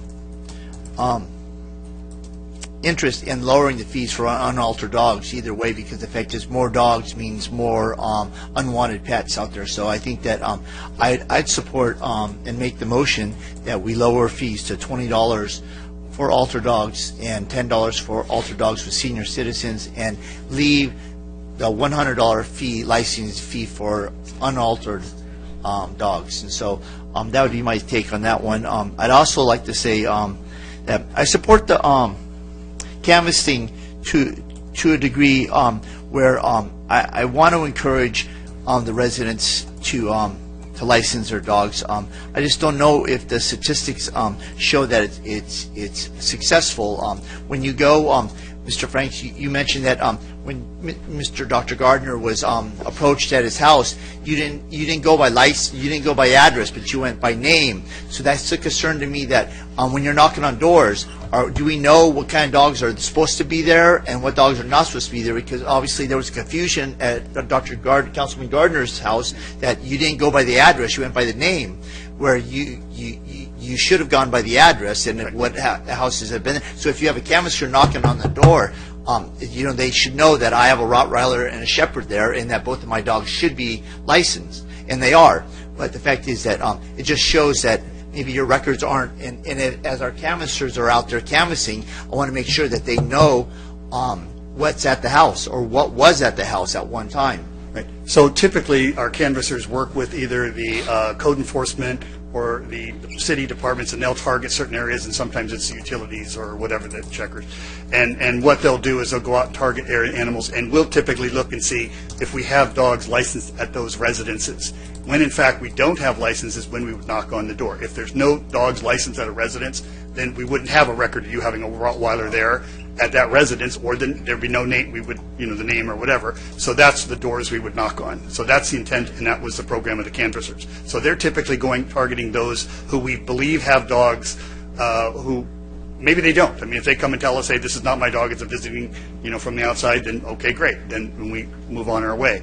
But it's intended, a lot of people don't know they have to, so we leave them information. If there's any doubt, we don't force, or there's nothing punitive or anything like that. We try and work with them. So it is those people who don't have licenses at residences, so we actually work by residences as opposed to names and those. So when a canvasser comes into our city, and it'd be a part-time seasonal worker, can we have the same canvasser there? Because $9,600 is the added cost on that, and that's actually 12 weeks, just for you in the audience. That's 12 added weeks to our already canvassing program that we have in the city of Lake Forest. And so that would add another 12 weeks, which would double it, so 24 weeks of the year we would have canvassers out. Would that be the same canvasser work in the city, or would you have multiple canvassers? For the extra help position, that would be one canvasser, just designated to your city. We'd be hiring them specifically for this position. And they generally have a report that they go door to door with everything on there, too. Let me explain that extra help, those are temporary positions that we hire for short increments, 6-9 months. Those don't have benefits with them, so we don't hire full-time regular employees. Those are sort of temporary type of situations. So many of those people transition ultimately to regular jobs, but what we're doing is we're hiring somebody who is fairly inexpensive positions on a temporary basis to target certain areas or certain parts of the city or whatever. And it's a more cost-efficient way than assigning a regular position there full-time. So that would be the intent and reasoning to do that. So do you have returning seasonal workers that come and do this regularly? I mean, do you have a list of people that are actually canvassers that are experienced canvassers? No, we don't. Generally, these are entry-level positions, as Mr. Franks had mentioned, so people do come in and they transition out, but what we usually find is that those extra help canvassers do stay with us for 6 months or a little bit longer before they transition to a full-time position or move to a different agency. So do they go through a training before they canvass? Yes, we go through a thorough training on our computer system. They also go out with our seasoned canvassers, and we have a few full-time canvassers that have been with us for 10 years or more, and then the supervisor goes out with them too. So they do have in-house training on policies and procedures, the laws, and everything before they go out in the field. So back to my question, you do have seasonal canvassers that are actually already established with you guys? Seasoned canvassers. They're returning from last year? They work 365 days a year. So our full-time canvassers with benefits and everything work all year long in different cities. And so you would have a full-time canvasser training our canvasser in the city of Lake Forest to train in our city to start off? Yeah. Yes. And so some of the things that when they go to the knock on the door at a residence that's not supposed to have a dog, is that how you target it? So they go to the houses that aren't got dogs there yet? Right. So they would, they have a neighborhood, and they know what streets there are in the neighborhood. We look on Google Maps to get the most current data. They pull up reports, comprehensive reports from our system to see animals that may have a vaccination certificate record at that address, licenses at that address, and it doesn't matter whose name they're under, but it's everything that has been at that address. It's a historical record. So it shows animals that have been deceased and owned in the past. And it also helps, when we're doing that, to clear up some of the information in our system. So if somebody who used to be there moved and didn't let us know, and there's a new person living there with a dog, we can then license that dog and clear the old information off of our system. Now, when they're knocking on the door canvassing, sorry, I just don't know what you guys do, and so when they knock on the door, do they talk about, are there any of your neighbors that have dogs that bark and stuff, and they're actually trained to ask questions like that? Yes, they ask several questions about, are there, your neighbors have dogs, and sometimes that's how we get information, you're licensing my dog, my neighbor has 2 of them. And yeah, those are the barking dogs next door. Exactly. So we use any type of information that we can get, as well, in-person accounts as well as the information that we have on file. It's also a really good position to do some of the education pieces. We've used the canvassers to go out to areas where there may be a coyote issue and pass out leaflets and do canvassing at the same time. They can hit about 100 homes in a day, and so that's 100 homes that may be aware of an issue that may be going on in the neighborhood that could affect their pets. What about dogs off leash kind of things? Do they do any? That's not something, because they're not enforcement. They're more of customer service, trying to do door-to-door licensing, but they wouldn't. In the event that they knock on the door and a dog's barking inside, and the person opens the door, they say, "Oh, Mr. Smith, I see that you have a dog with you." And they say, "Oh yeah, we just got him." Do they? They don't ask how long they've had them. They have the ability to give amnesty on the spot and sell them a license and just get them in the system. Yes. Correct? Yes. I mean, they're not out strong-handing saying, "Oh." No, it's a very customer-friendly approach. So if they go up to a house and somebody says, "Get out of here, I don't want you on here." "Okay, sir, I see you have a dog. Just want to give you this information. You're going to hear from us at a later date." And we do follow up with letters. So, but it's very hands-off. The other thing we do, we have the canvassing staff wear polo shirts as opposed to the uniform of the officers, so it's not intended to be an enforcement activity and it's less threatening. So we found that that's sort of something that makes a lot of difference. People seeing an officer in a uniform standing at the door, it changes sometimes the reaction. So we have these guys in polo shirts with the seal on it and with that proper identification, but it's a customer service thing like Chris says. So in the event that they don't want to talk to the customer service person at that time, you take note that there's a dog in the premises, Yes. and then Lieutenant comes out a few weeks later? Correct. Okay. So I'm okay with that. And this would be 3 years would be enough to canvass our whole city, including the new parts of the city. You feel that that's would accomplish the whole city? Adding the extra 12 weeks? Okay. And then to the extra educational, that wouldn't be actual dog animal control officer. That would be educational person only that you were talking about that would be patrolling our parks? That's correct. Okay. Yeah, I'm open to that, but I'm not a strong hand one. I mean, if in the early morning or in the late evening people take their dog out there and want to throw around without the dogs.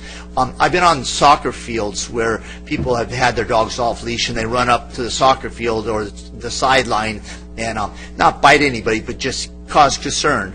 And an educational person would be handy, but you've got to be on the spot for that. So I'd like to have more time to think about that, but I will support the SAC recommendation for 3 years and see if we can. I'd like to have the event that. Is there any statistics kept that if you have a good canvasser out there doing a good job, you have records that you think that this is a good canvasser doing a good job, or this is a failing? Because I don't want to get stuck for 6 months with a failing canvasser. Yeah, definitely. We before they even pass probation, we're going through what they're doing on a daily basis. They have to enter all of their records into the system. So it's all in the computer. We can pull information on how many residences they're hitting in one day, the number of notices they're leaving.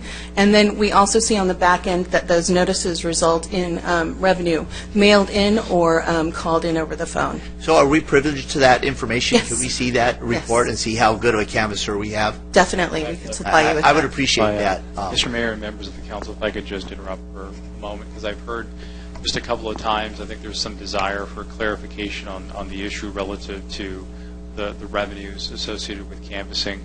And we did contact OCAC to receive some supplemental information to that point. And in 15-16, fiscal year 15-16, OCAC reports that they generated an additional 1,800 approximately licenses from that canvassing effort, and that's the regular canvassing effort. Is that countywide? That's the canvassing effort in Lake Forest that occurs as part of the 480 regular hours today.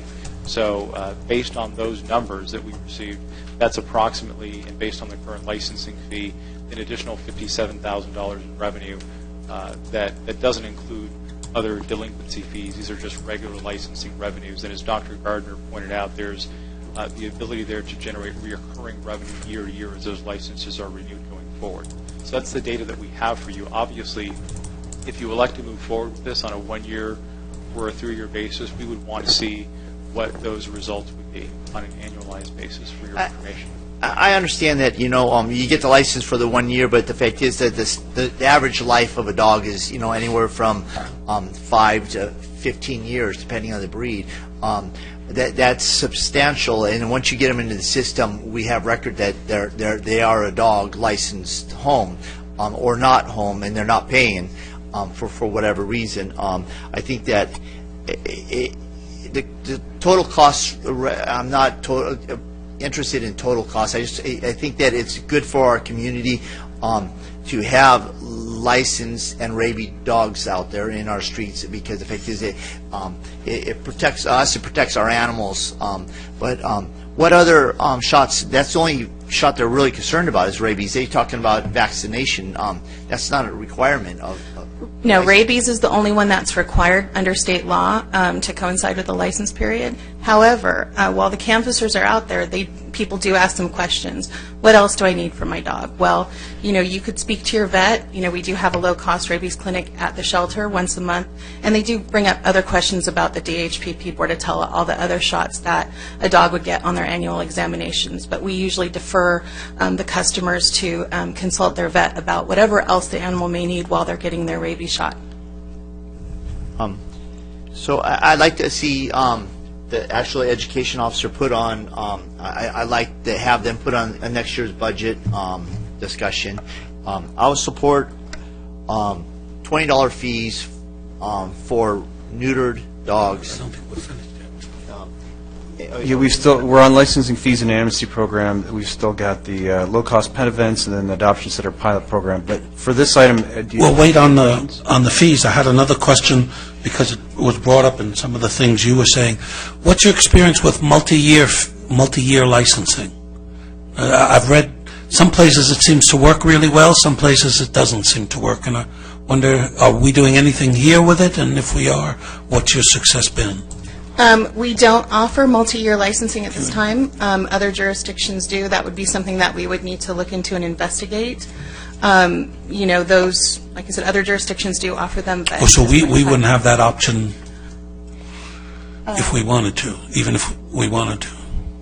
We could discuss it, yeah. It would be in their Well, I'd just like to know, some places it seems to be working, some places it doesn't, and I don't have a strong feeling about it, but when it does work, that's where so instead of $100 a year, you pay $300 for 5 years, and then We could certainly look into that. That's not something that we discussed as part of this customization effort, but we could look at it and come back to if you could come back to us with the... And on that note, as you bill, you don't actually send out bills and notices that your dog's license coming due, do you? Yes, we do. You do? Okay, great. I've missed that in the past, but... Okay. Yeah, we do. Yes, we send out a notice about 6 to 8 weeks in advance of the license expiration date, and then the month after it expires, we send out a delinquent. We have started a system where if we have your email address on file, we send out a notice to your email address before we even send out the paper notice to try and reduce costs. That's a great thing. Thank you. And how about, so we finish up this licensing thing, what about cat licensing? I know it's not in the report, but what do we have? Cat licensing theoretically could produce $50,000 to $100,000 a year at a low cost income. It has the added advantage, just like with dogs.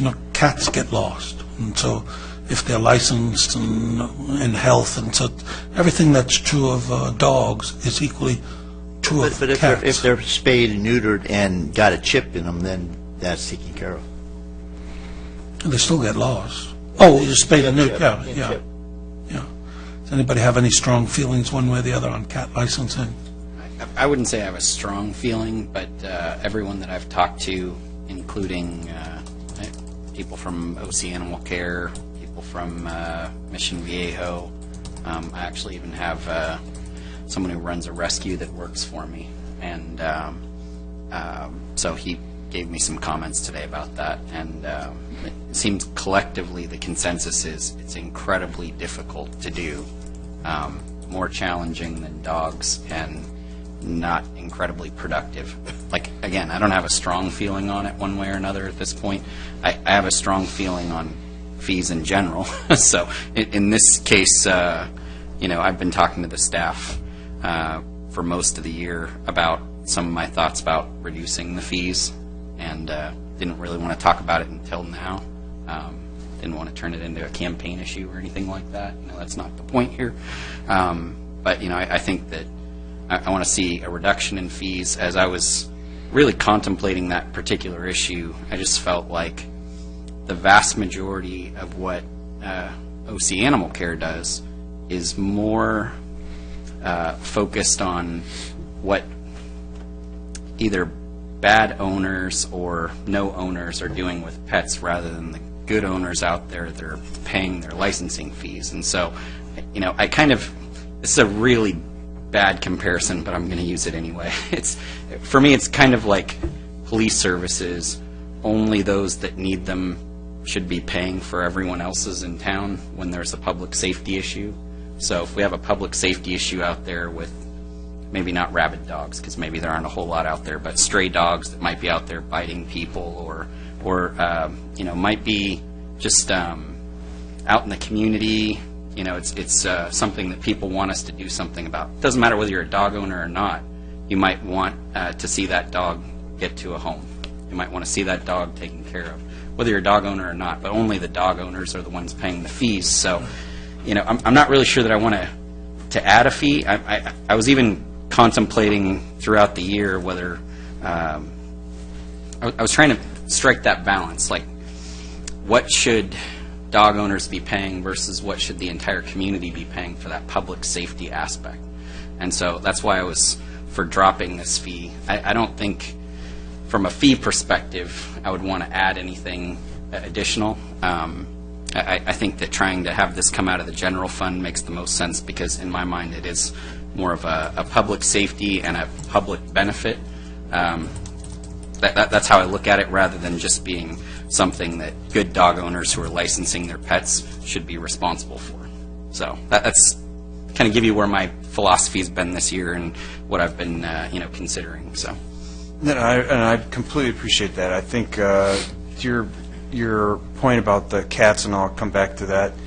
I think if maybe the original licensing system included cats, right? There's an inequity there, right? We can all agree, but it's I don't know. There's part of me that views the inequity, and then there's another part that says, hey, that ship has kind of sailed, and it's going to be extremely inefficient. I appreciate Councilman Robinson's points on that. Now, regarding the costs,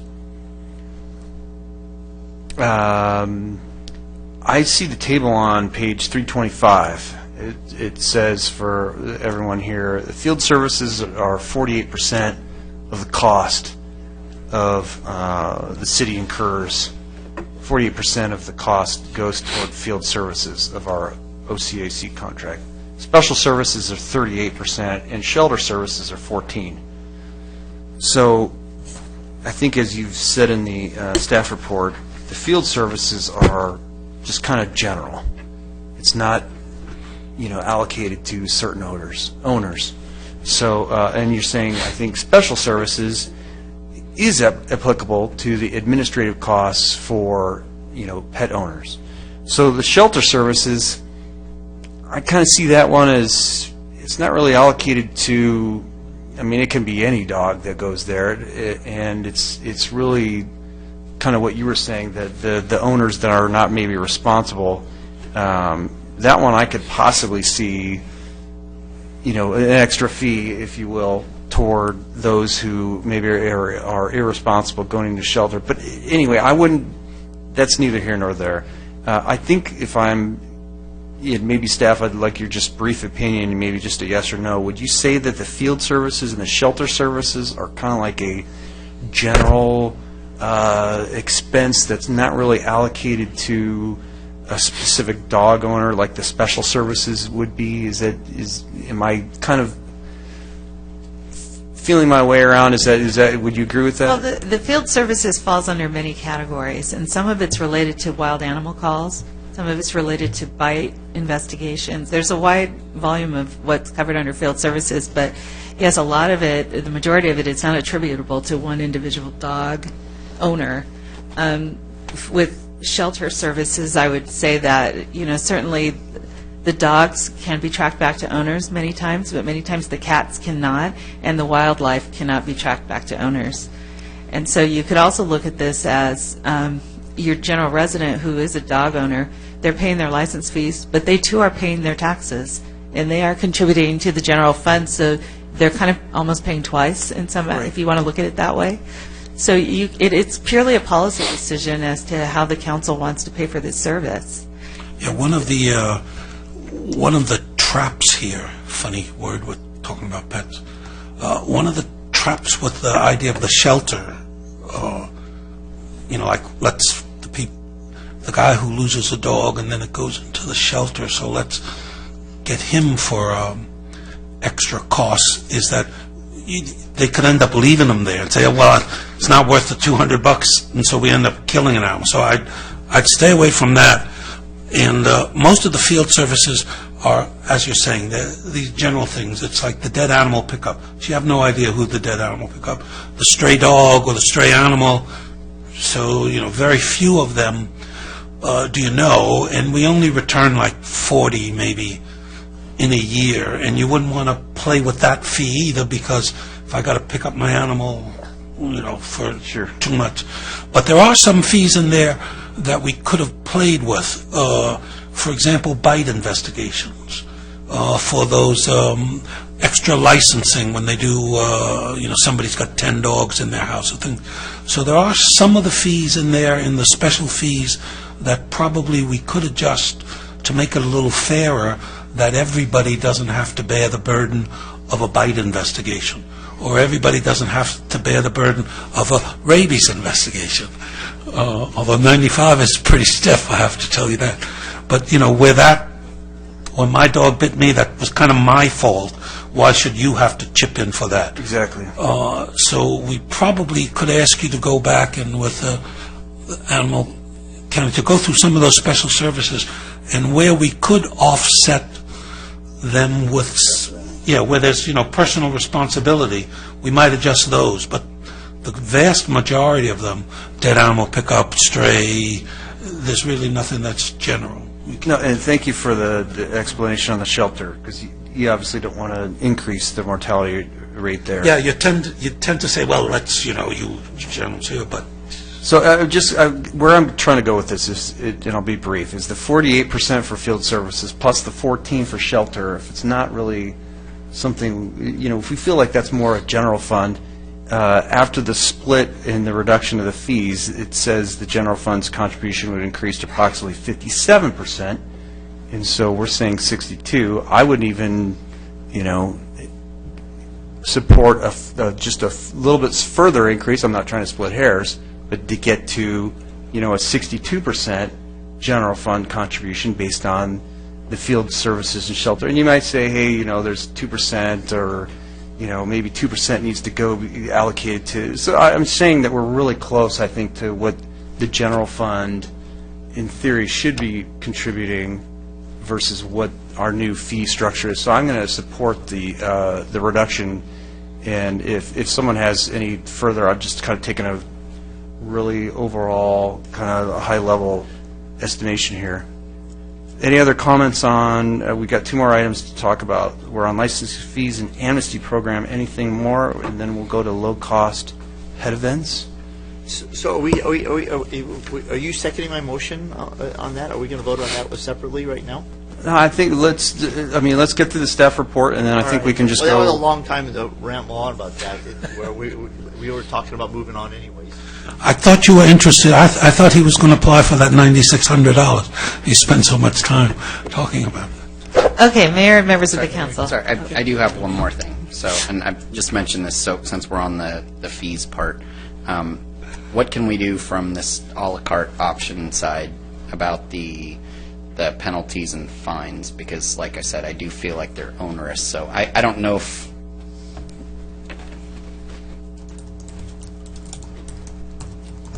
Under the current contract, we have deferred to the city to adopt their own fee schedule. So the city would have to go through the necessary actions to adopt a fee schedule.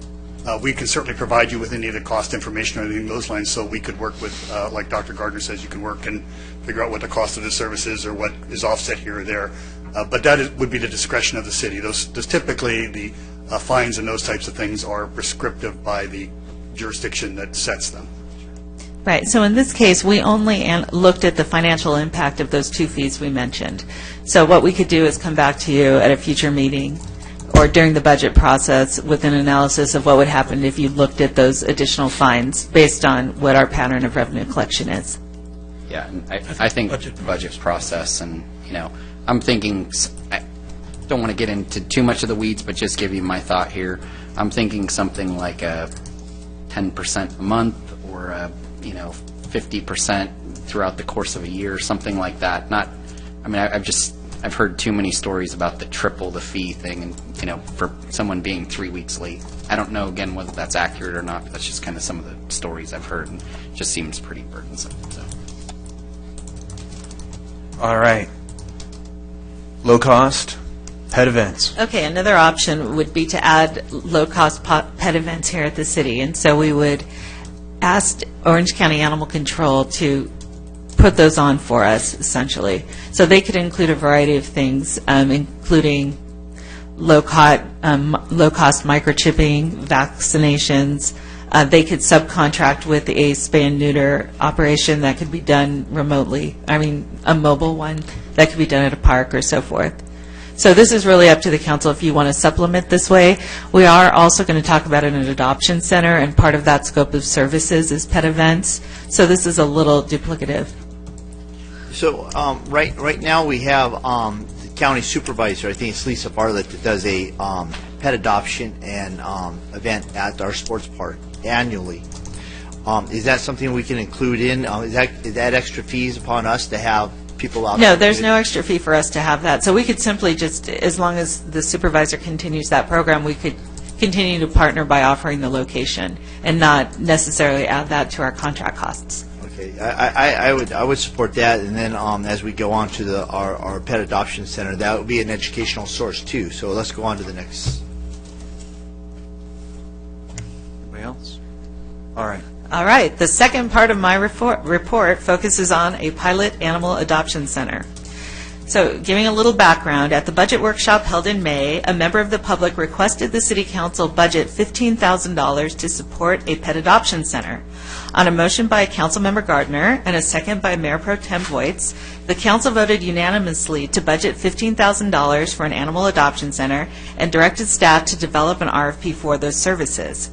After learning of the city's efforts to sponsor an adoption center as a pilot project, the county indicated their desire to match the city's $15,000, providing a total of $30,000 for seed money for this new enterprise. In July, the city issued a request for information to receive input from prospective proposers about a scope of services for an adoption center. Based on that input, we issued a request for proposal for an adoption center pilot program, and the scope of work was partially based on the work that was done by the ad hoc City Council subcommittee when we were having these discussions earlier in the year. The scope of work includes items related to place of business, operations, and programs, and the agreement requires a minimum of 60% of the animals originate from the OCAC shelter, and that the adoption center prioritize space for Lake Forest cats whenever practical.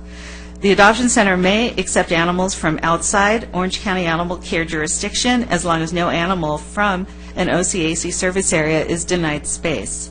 As this is a pilot program, the quarterly reports required in the scope of work will be used to evaluate the effectiveness of the pilot project at the end of the one-year term.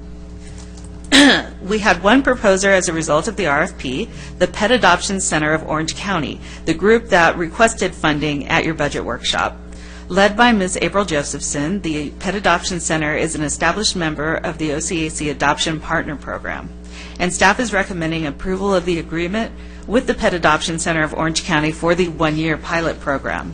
Now, should the council approve this agreement, staff will consider this approval of the upcoming partnership agreement between the county and the city to allow for the $15,000 contribution by the county to be used for this project. This concludes my report. I am here along with Mr. Tomaino to answer questions. April Josephson of the prospective contractor is also available to answer questions. Okay. Thank you. Mr. Franks, when a pet adoption agency or authorized pet adoption or a rescue comes to the county, does Orange County charge them for pets? We do, but in this instance, on January 10th, when we go to the board with the agreement, we'll be recommending that the board waive the adoption event, the rescue charge or fee that would go to this adoption center. So that would be part of the action that would be taken by the board. Now, in the event that Orange County Animal Care has a surplus of animals in their care, it's come to my light that maybe there's people that aren't been screened and are using the animals inappropriate and not giving them proper homes, forever homes, as we like to say. Is there any discussion about maybe allowing the rescues to come in and pick up some dogs and cats for free and allow them to profit on that? Because obviously they're getting animals and paying for the animals and then sort of kind of like reselling them. So maybe that would be a way for them to surplus out and let them do the homework of finding proper homes for these animals. Yeah, we work with rescues as well, so yes. During the free event days? We work with them at all times during the day. For free? Right. Okay, thank you. Well, there's multiple phases of, when a dog's taken into rescues, and certain rescues are special needs that will deal with animals that otherwise would not be adoptable early on, so they'll take them, or certain breeds. Many rescues are breed specific. So there's a lot of work with rescues, and there is that discussion. So we are moving forward, and I want to say there's discussion, yes, about creating the pulling fee for the rescues, to reduce that, right. It actually just leaves a layer of safety for the animal, where you may not have the ability to screen or do investigations on where the home or where the animal is going.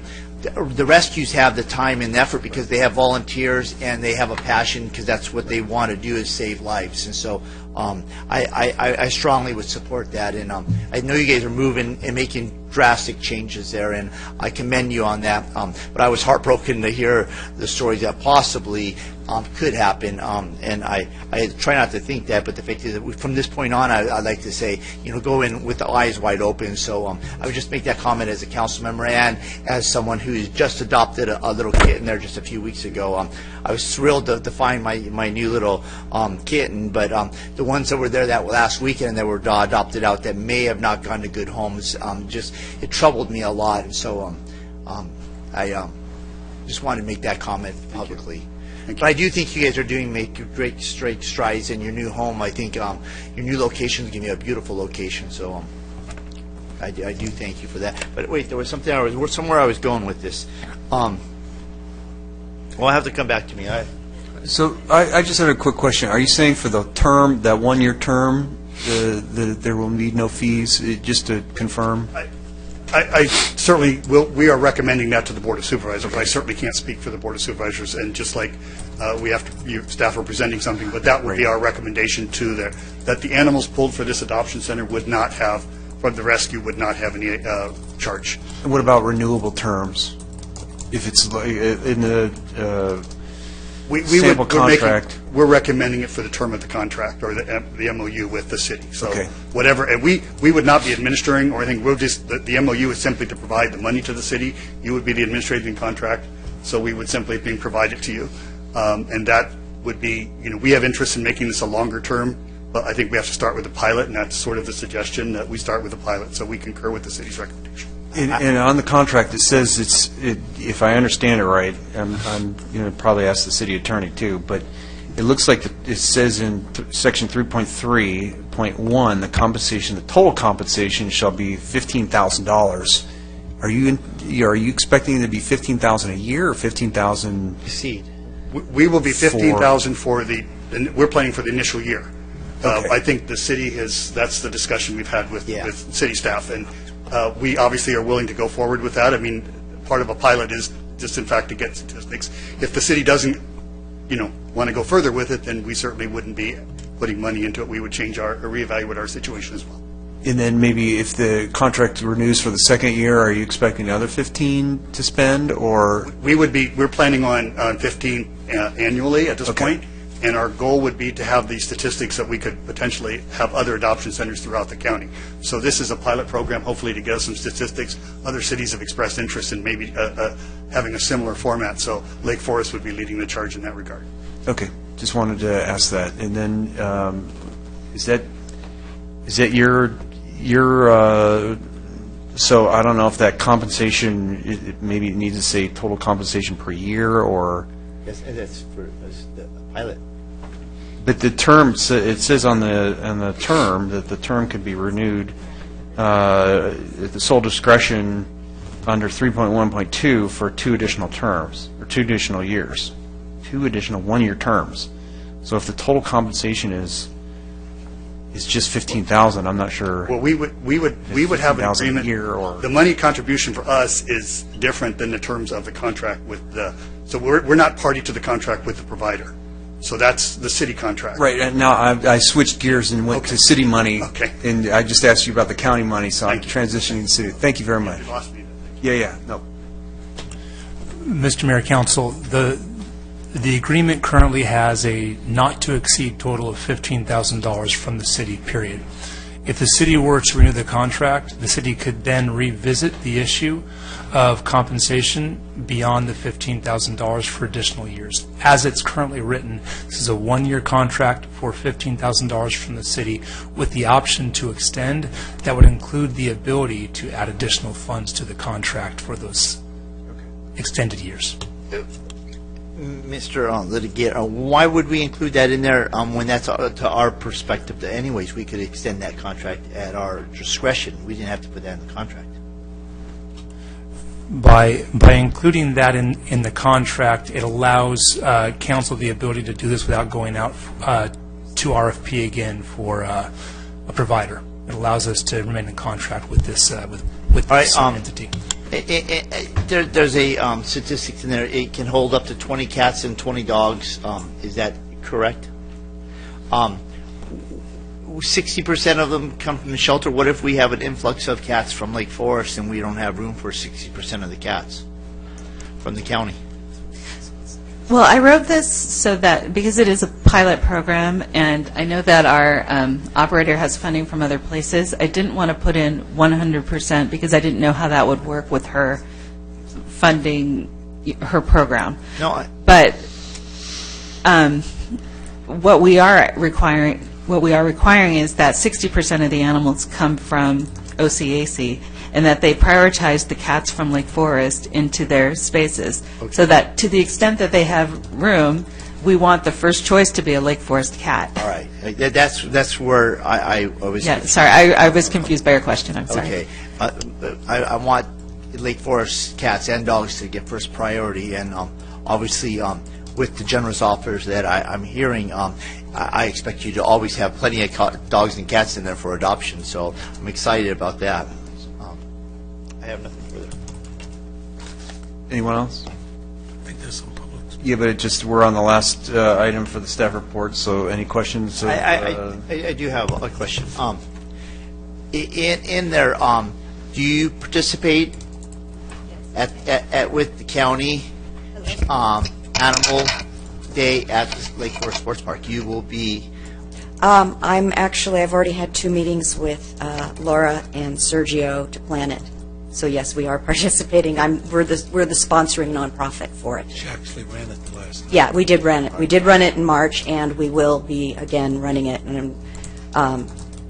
in conjunction with the city and. Do you have a month right now to schedule? What month is it? It turns out that Laura didn't know when she was first hired about this coordination from last year.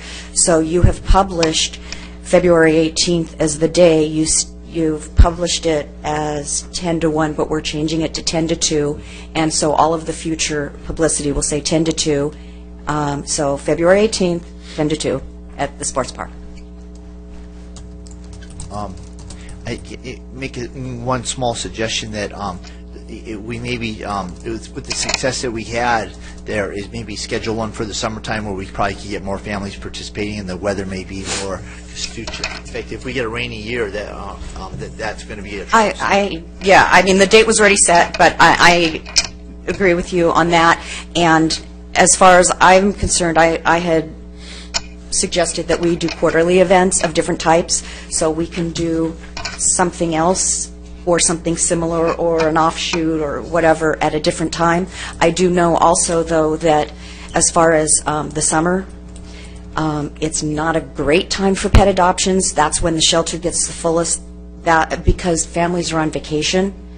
And so you'll see, like, kitten season start, you'll see the summer get really busy, and then I think if you look at the intake and capacity at the shelter, that late summer especially, and probably Steve or Chris or somebody could verify that's when you have your highest number of animals in the shelter, and it's the hardest time to do adoptions. So we might want to do a smaller event or some kind of a specific event that would entice people at that time of year who might not be on vacation, but it just really, I think, from what I've seen, right after back to school is a really good time. And then March, we had, combined with the groups that we had there, we had about 50 adoptions in late March this year. So before we go on, any other comments? I have a couple of questions. Yeah.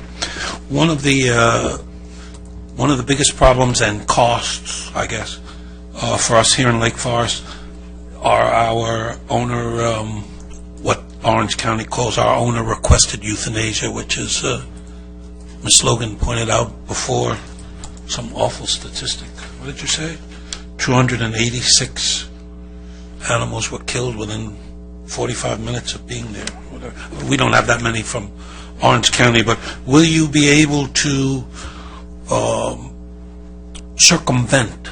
So if an owner wanted to either surrender or surrender and kill their dog or their cat, and there's about 100 or so, something like that happened this year, will you be able to circumvent that? In other words, will we somehow, so Scott calls up from Lake Forest and says, my dog's getting on my nerves, I gotta kill this dog. He wouldn't say that, but somebody says that. Many people say that. And would we be able to have Orange County send that to you first so that you could do counseling and adopt the animal so that the animal never actually goes there in the first place? Thus, the animal doesn't die, and et cetera, and thus you get a client, and that kind of circumvents. If we could do that, that saves a lot of pain and agony and costs.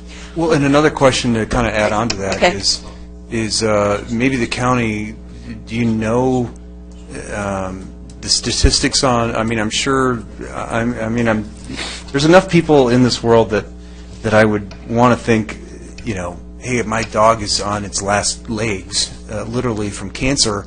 So what percentage of that 286 is maybe extremely failing health, and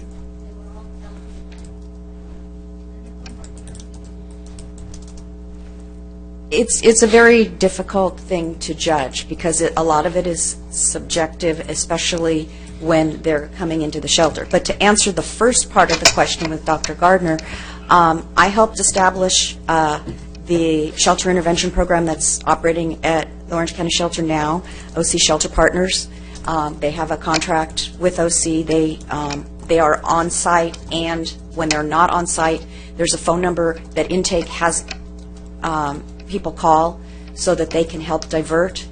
My hope, and I had mentioned this at our meeting when we were interviewed after the bid, is to offer our phone number to be put on the city's website as the first call. We would be the first if people think they need to go to the shelter. Of course, if they're not looking for if they're looking for their lost dog or whatever, so things like that, that's different. But I would like to write something up, work with the city, and put our phone number there first and say, if you think you have to turn in your animal to the shelter, or you think it needs to be euthanized, or you have medical care that you can't afford, all of the criteria that are the most common things that shelter intervention helps with, I would like to have that checklist and have them call us first. We are allocating an area. Liz, who runs OC Shelters Partners, is also the treasurer of the Pet Adoption Center. We will have a desk for intervention I met with the designer yesterday. We are designing an area to have them there. So everything that we've all learned over the past year, where she's been able to divert 1,000 dogs from the shelter, and 1,000 dogs and cats, I should say, because cats actually, she's doing the kittens, the underage kittens, neonatal kittens. She's doing the dogs and cats that are, owner surrender for euthanasia. If she can divert them to a private vet, she's helping cover. She's got vets that will reduce their fees, and she will help cover the fees. But everyone who brings them in is required to pay a little something to show that they're really serious. So we're going to work on all of that with Liz. She's already ready to go. We've got Wednesdays dedicated to her when we open our center already, that she's going to be on site with us. So I think there's a lot of these types of things that we don't know exactly how they're going to operate until we get into the facility, but we have seen them operational. We have participated in them. We have vets on board. You know, we're going to be in a center that has a vet in the building right across from us. I also have arrangements with other vets in Lake Forest to do low-cost services. So I think we can potentially help, especially with those owner-requested euthanasia. Yeah, the vets diversions. right, the diversions, and the vets can evaluate and say whether they really think they need to be euthanized or whether we should maybe put them through rescue. In fact, I just checked my notes, and 89 was the number of the 400 or so animals that went through the shelter. 89 were part of that owner surrender for one reason or another. So that's a substantial number of animals. Those for Lake Forest? Yeah, this is just Lake Forest. Yeah, those other numbers are everybody, but this is of the 400 or so Lake Forest animals. There were 38 owner-requested dogs, 21 owner-requested cats. That they voluntarily gave up. They give up, and the truth is, unless they've done something differently at Orange County, the owner-requested euthanasia form and the owner surrender form are a bit too similar. So you could have a much better owner requested euthanasia, and probably with counseling, everywhere where they've done diversion counseling, they've had enormous abilities to diversion. Sometimes the problem is just medical care, and you can hook somebody up with a rough rescue, for example, and get them the medical care they really didn't want to give their dog up, but you can, keep the dog in the same, or cat in the same household. But, so 89, that's a big proportion of our 400 that could be, all of them won't be diverted, but no, but most of them would be, and I will say that since I've experienced some of the, and I've been working with dogs, we have an expert cat rescue that's going to do the cats with us, because I'm not as experienced in that and they require different expertise. But in the dogs that come in with owner-requested euthanasia, they still do go through the veterinary evaluation initially, and if the vet staff thinks they're not irremediably suffering at that exact moment, they do send out pleas, and they do put them on the special needs list, and rescues such as ours will take some of them. But what happens with the others when they're there and they're able to divert them through the OC Shelter Partners, OC Shelter Partners either finds a rescue to take them directly to handle it, or they do work with the owners to try to get them to keep them in the homes. There's a lot of people that are not experienced or understand medical needs, and so they may just see something, like I have a foster right now that is blind in one eye. He came into the shelter, owner surrender, the shelter thought maybe he had glaucoma, put him on the euthanasia list, hoping, because they were worried that the eye would explode or something. I took him out, went to ophthalmologist. We're treating him topically with eye drops right now, and I've had 2 specialist visits and a 3rd one now, and he's a very happy, healthy dog other than blind in the one eye. And the owners who surrendered him, I can only imagine they saw this eye that was red and bloody and, didn't know what to do and let him go into the shelter. So I think a lot of those types, they could be redirected to us. We could potentially even have kept that dog in its original home by helping get it the proper vet care. To the city attorney, is there any legal problems with doing what she's suggesting? That a double notice on the website and things like that? top of mind, nothing I can think of. We can take a look at that, but I can't see any problem with that legally currently. Well, thank you very much for all you do for the pets.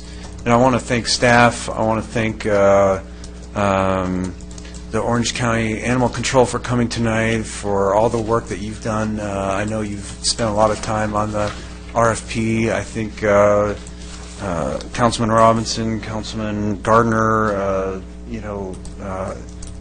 Mayor Pro Tem Voights has visited many facilities. I'm not trying to discount anyone's contribution, so I want to thank everyone for their contributions. And with that, can we go to public comments? Sharon Logan, followed by Sherry Anderson.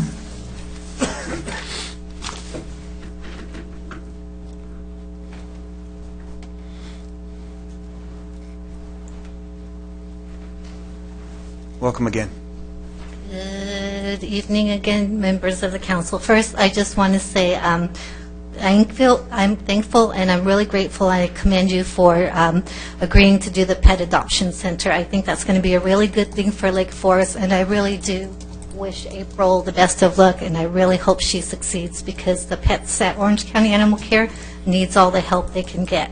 I'm going to clarify a little bit. Out of the 286 owner-requested euthanasia, California state law is very clear. California state law says that an owner-requested euthanasia, the only time owner-requested euthanasia is supposed to be honored by the shelter is if the dog is irremediably suffering or they're kittens and puppies under 8 weeks old without a mother and not weaned. If Orange County Animal Shelter wants is contracting cities to believe that 286 pets were all irremediably suffering, I call BS. And let's see, out of those 286 animals, 186 of those were under 3 years old. So if they want the contract cities to believe that 186 pets under 3 years old were immediately suffering, I call BS. And these are the statistics given to our attorney, Howard Finkelstein. These were given sent to Howard Finkelstein's email from Katie Ingram at Orange County Animal Care. In June 2016, Orange County Animal Care killed 942 animals. In July 2016, Orange County Animal Care killed 795 animals. In August 2016, Orange County Animal Care killed 776 animals. In September 2016, Orange County Animal Care killed 638 animals. Howard, our attorney, has the euthanasia data for October and November, but he hasn't released them to me yet because he said he doesn't want me to go into shock till the holidays are over. Once again, I commend you and I applaud you. I believe the Pet Adoption Center is a great thing for the city. I thank you for that. And in conclusion, nothing eclipses a healthy adoptable pet's right to live or mitigates the shelter's obligation to shelter. And we hope that building the new shelter, we believe Orange County needs a new shelter. It's a good thing. It's going to be a good thing for the pets in the communities.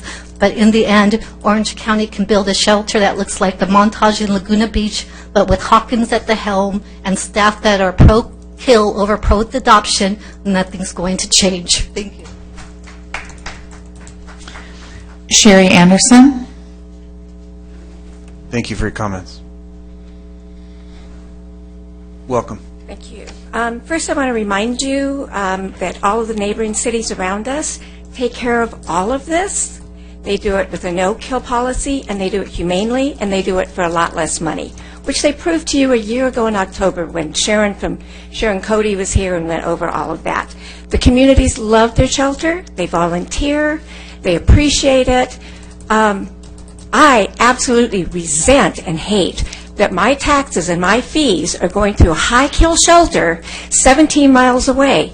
Cats, I just found out from Sharon, the euthanasia rate, and it's not really euthanasia. Euthanasia means that they're killing an animal because it's sick, it has some severe behavioral problem. They just kill them. It's not euthanasia. It's 70 to 80% of cats are killed there. And this is what you three are supporting in our community. When I look through the proposal, it makes me sick. I think it's absolutely ridiculous. We're paying $1 million this year. 471 animals total last year, So over $2,100 per animal. Most of them are dead in 43 minutes to 4 days. That's it. And that's crazy. And they want more money. All of these services that they're talking about should be included in the services, in the contract. It isn't, we're paying, it sounds like, just for a warehouse to kill these animals, not to get them adopted, not to work with the community. We have to pay more to work with the community. Canvassing. I don't want them in my neighborhood. I don't want them anywhere around. I don't trust them. I know that if they pick those animals up, they're going to be abused or killed, and that's according to the 5 grand jury reports. And they have made no improvements over that at all. $40,000, that's ridiculous. They want staff, $30,000 for 3 years. What is it? The park canvassing person. What? Are they going to teach us in Lake Forest how to be humane, how to treat our animals? The High Kill Shelter is going to come out and educate us on how animals should be protected and treated? That's ridiculous. They want $15,000 to help promote adoptions and low-cost clinics and all of that. They have them up there now in Orange. We're supposed to pay extra because it's down here? That should all be included in the contract. I know a few weeks, or last month, according to Dr. Gardner, our city attorney said, what was it, a stupid contract? And it sure sounds like a stupid contract. It's saving the lives of the animals. Working with the rescue groups. Dr. Hawkins will charge, and you can verify with them. They were kind of going around the cost. Over $200 to rescue a sick dog. Thank you for your comments.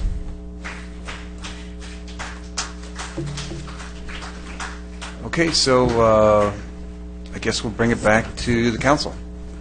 Yeah, why don't we go back through them then one by one, and Yep. I think we probably... On page 319, there's 4. I think I've already made a motion for pet licensing fees to be reduced from 27 to 20. For spayed and neuter dogs, $10 for senior citizens, spayed and neuter dogs, and continue to leave at $100 on neutered dogs. And as a point of clarification, you would be providing direction to us, and we would come back to you with a resolution or the paperwork necessary to put that into effect. Yeah, I'll second that. So before unless you want to do an omnibus one. No, we can do it individually. I heard some people say that we could do an investigation of the kind of one-off fees during the budget process, but are we wanting to lower the fees now? Because, I think it's a wise. I think there's wisdom in the argument. Hey, let's lower the fees now if we know that those are going to be, the ones that, we can. Yeah, I don't mind doing that now. I think we were talking for the budget thing, for the multi-level, for the specific fee, for the other kinds of fees. But I think, I could be surprised, but I think there's consensus now for this immediate lowering and then bring it back at the budget time and talk about the other fees. I agree. I want to ask staff the question, though. I mean, when would we expect all of this to be implemented? How quickly are we thinking? I don't know if the a la carte system's ready. I don't know if your accounting system's ready, all those sorts of things. So what are your thoughts there? I think it probably would be effective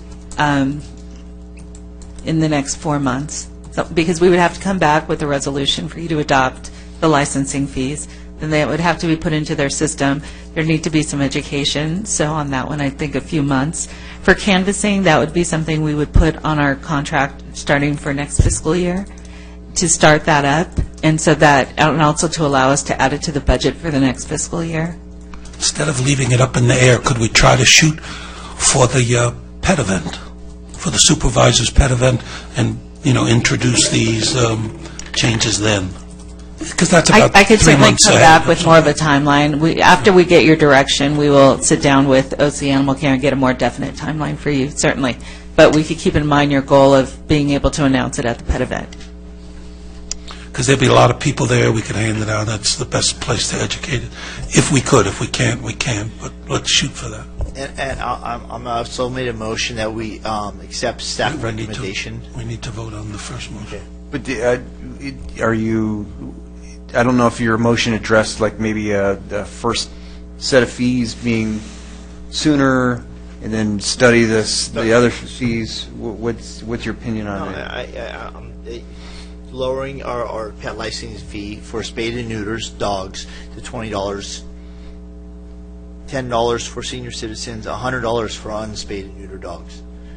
When starting next year, or as soon as possible. It's staff's discretion. That's what I seconded. Okay.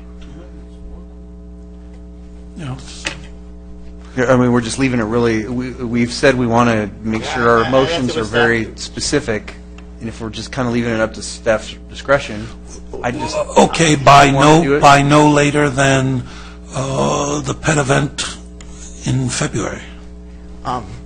But she doesn't control that, so if OCAC can't get it together by then, we can make that motion, but she doesn't control it. I mean, When do you want to start, January 1st, 2017? I think we could go with your direction as soon as practical, and then we'll get back to you on when that date is, because Dr. Gardner is right. There's some of this is out of our control, but I understand your direction to be to reduce those licenses, as Mayor Pro Tem stated, and to come back with you during the budget process for the cost implications of changing other fees, and specifically some of the late fees associated with, letting your license lapse.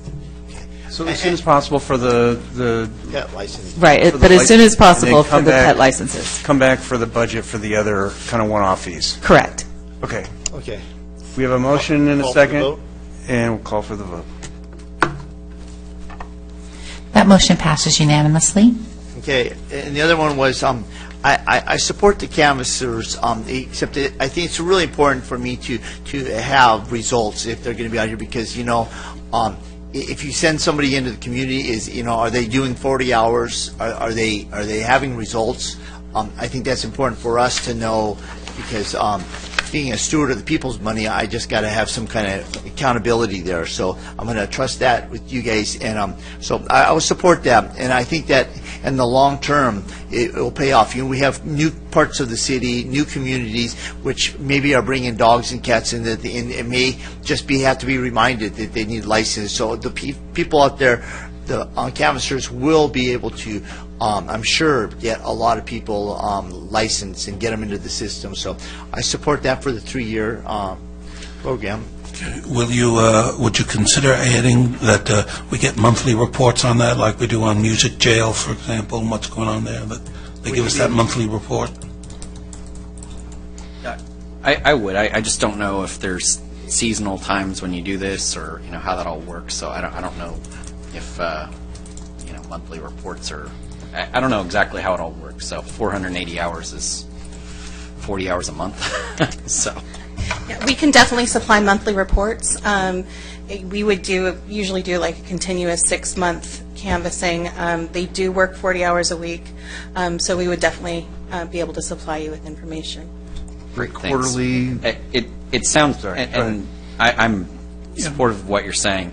After we had that discussion, Mr. Tomiano mentioned how well the current canvassing works. We have seasoned folks rather than the extra help, so I may be right or wrong, but I would assume that the extra help probably won't have the exact same success rate. It might be less, but it sounds like at 480 hours right now, we're achieving, you said 1,800? Is that right? Yeah, Mayor and members of the council, currently based on 15-16 data provided by OCAC, there were approximately 1,800 licenses generated as part of the current canvassing process.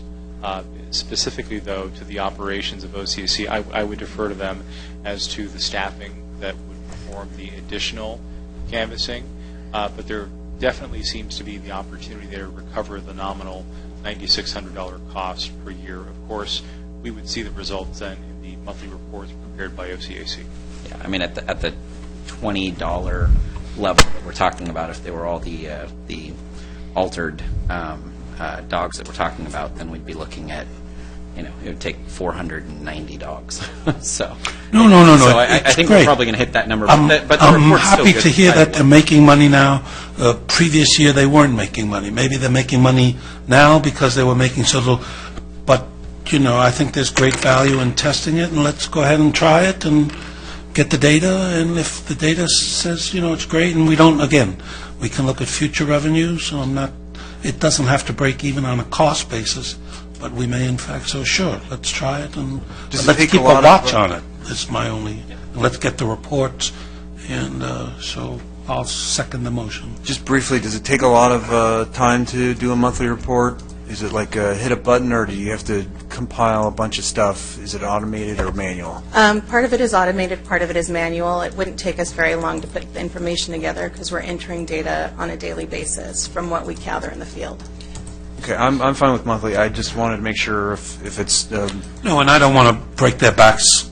If it was onerous, let's start monthly. If they're doing a great job, we'll go to quarterly. If it continues, we'll go to semi-annually, and, I'm sure that, you're getting reports from these field operations weekly anyways. Daily, Daily? yeah. Daily. Mm-hmm. Was that part of your motion, do monthly reports, or just... No, I was saying I'd support his motion if he'd added in monthly reports. Okay, I'll take that as a friendly amendment. Is that agreeable to the provider? Yes. Okay, and that's my motion. With the ability to move quarterly and semi-annually. Semi-annually, how? Just review it every quarter at 7:45. Well, we want to be specific on our motion, so, I don't want to, in perpetuity, have a monthly report if we feel we can go to quarterly. And review it quarterly. The first quarter's going great, we'll switch to quarterly. Okay. Well, we're on this subject. That was where I was going, whether you have seasonal workers that come back, and I know that when you have paid professionals in the field that you're going to have results, and obviously there's a learning curve, and so we will have someone that is a seasonal or a paid yearly contracted person that will be in your training. Yeah, and what we do is when we recruit them from the same pool that we would use to hire a regular full-time person with benefits. We do a pretty extensive screening process for customer service and people that have experience doing cold calling and talking to people, so they're very comfortable going out there. You make sure you tell these screeners that Lake Forest is a leader in the industry, and that this will be going on in other parts of the county if it's successful. Yes, thank you. Thank you. Okay, motion and second, call for the vote. That motion passes unanimously. Okay, so we have a recommended action for the pet center.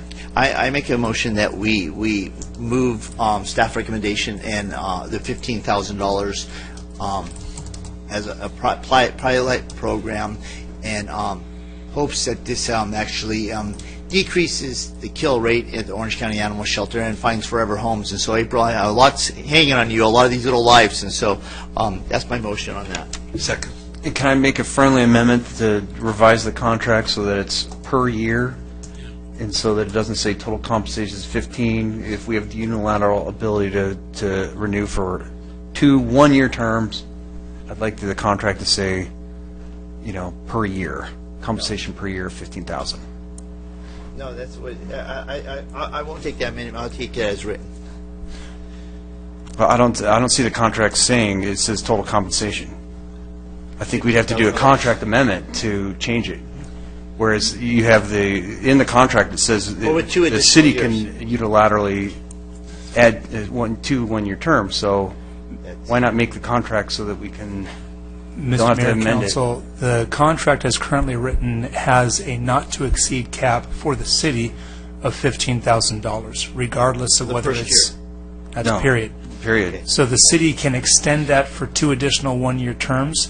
If the city wanted to add funds to that $15,000, they have to do that through an amendment when they renew the contract next year. So why not just change the contract now? If we want to do $15,000 a year, we could change the contract to $15,000 a year. Either that or take out the term and not allow us to have 2 additional one-year terms. It's just going to be a one-year term. Well, I like to see how they're doing. It's fine. That one. Yeah, so then leave it at per year, and then the second year we can do whatever we want. We could cancel, we could give them 30,000. They're doing so much better. So Just make it a one-year term? 1 year term. Yeah, 1 year term. With 2 additional possibilities. That way we don't have to come back for our request for proposal. So I like it as, do we have that option in there right now for 1-year extensions? The contract currently has that option available. This is like our contracts are written this way across the board at the city, where you have the availability of additional terms, and if those terms are granted, then additional funds can be added to the contract. This is standard.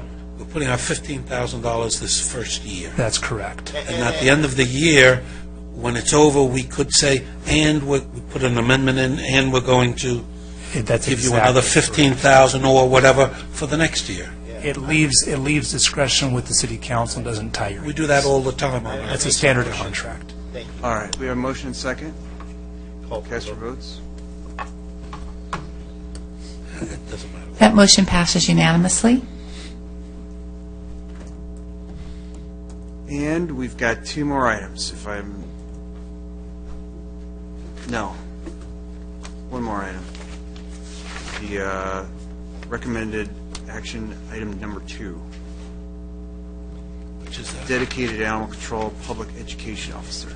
I make a motion that we table that and put that on for the budget meeting next year. I'll second it. All right, motion and second. Cast your votes. That motion passes unanimously. Just want to make sure we did hit everything, right? Do we need anything for the low-cost pet events? Does anybody want to do anything? I think we just said, do all you can. But we haven't, we're not providing any funding. No. Okay. And cat licensing, we just didn't take that up. Multi-fee goes in the first motion, right, Stephanie? The multi-fee and the special Yes, to be services fees. to be examined when they bring back the fee schedules at the budget workshop. All right, I think that's all. So that gives us the city manager's report. If you can keep that brief this time. Thank you, Mr. Mayor and members of the City Council. At the first meeting of November, I announced to the Council and the community my intent to retire from the city and from public service in early 2017 to a date to be determined, and I have determined that date and did advise the City Council as my intent to retire effective on January 6, 2017. And with that, I have nothing further to add this evening, Mr. Mayor. He's known for brief reports, so there was a little in tongue-in-cheek there. So, again, thank you for your 20 years of service to the city, and it's pretty amazing to look back at that. So, thank you again. All right, City Council comments. Councilmember Gardner. Okay. As I is Scott leaving us, or is he going to join us? So I may ask for consent. I could use his. I might be able to use his vote. Okay.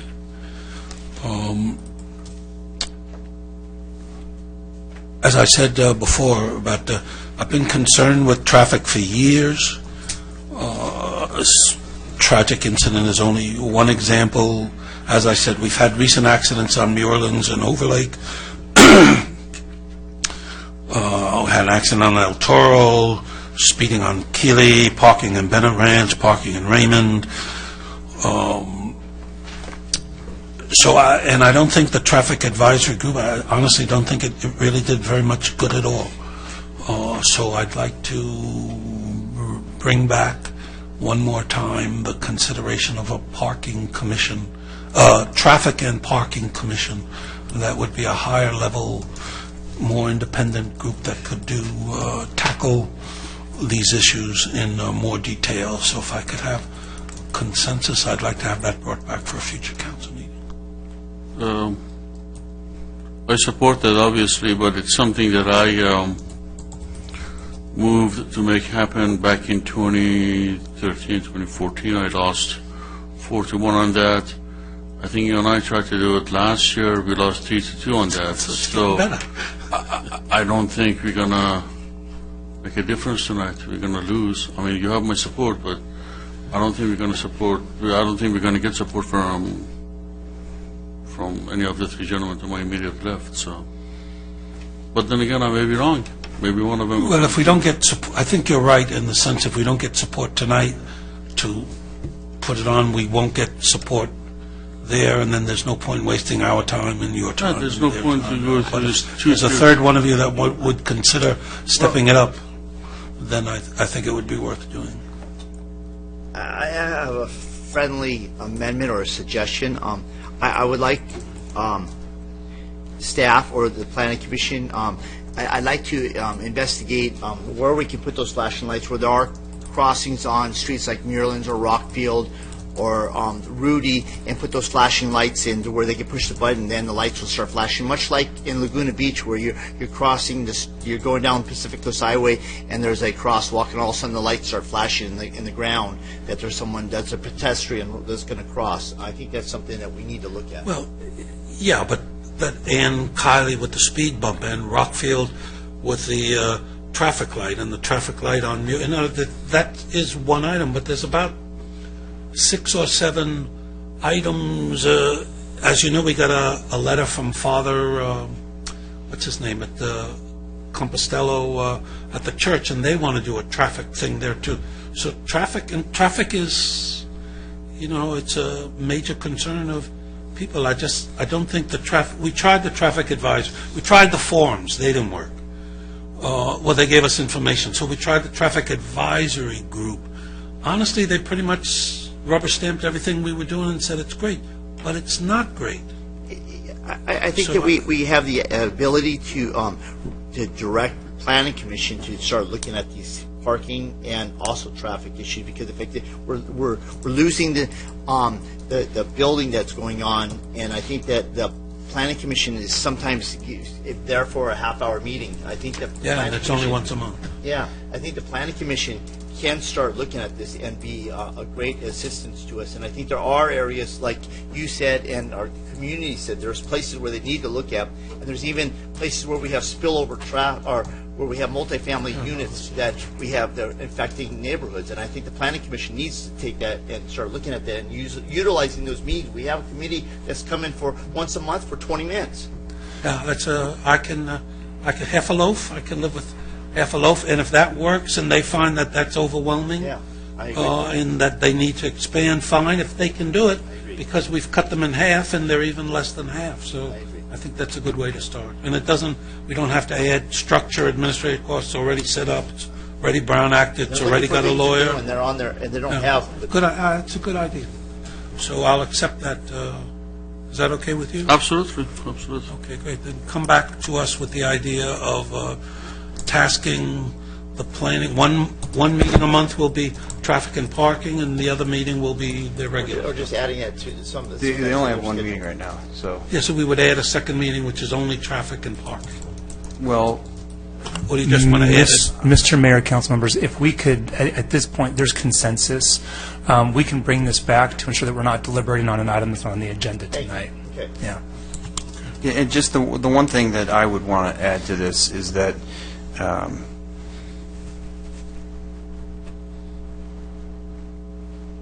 citizens' input is always very valuable, but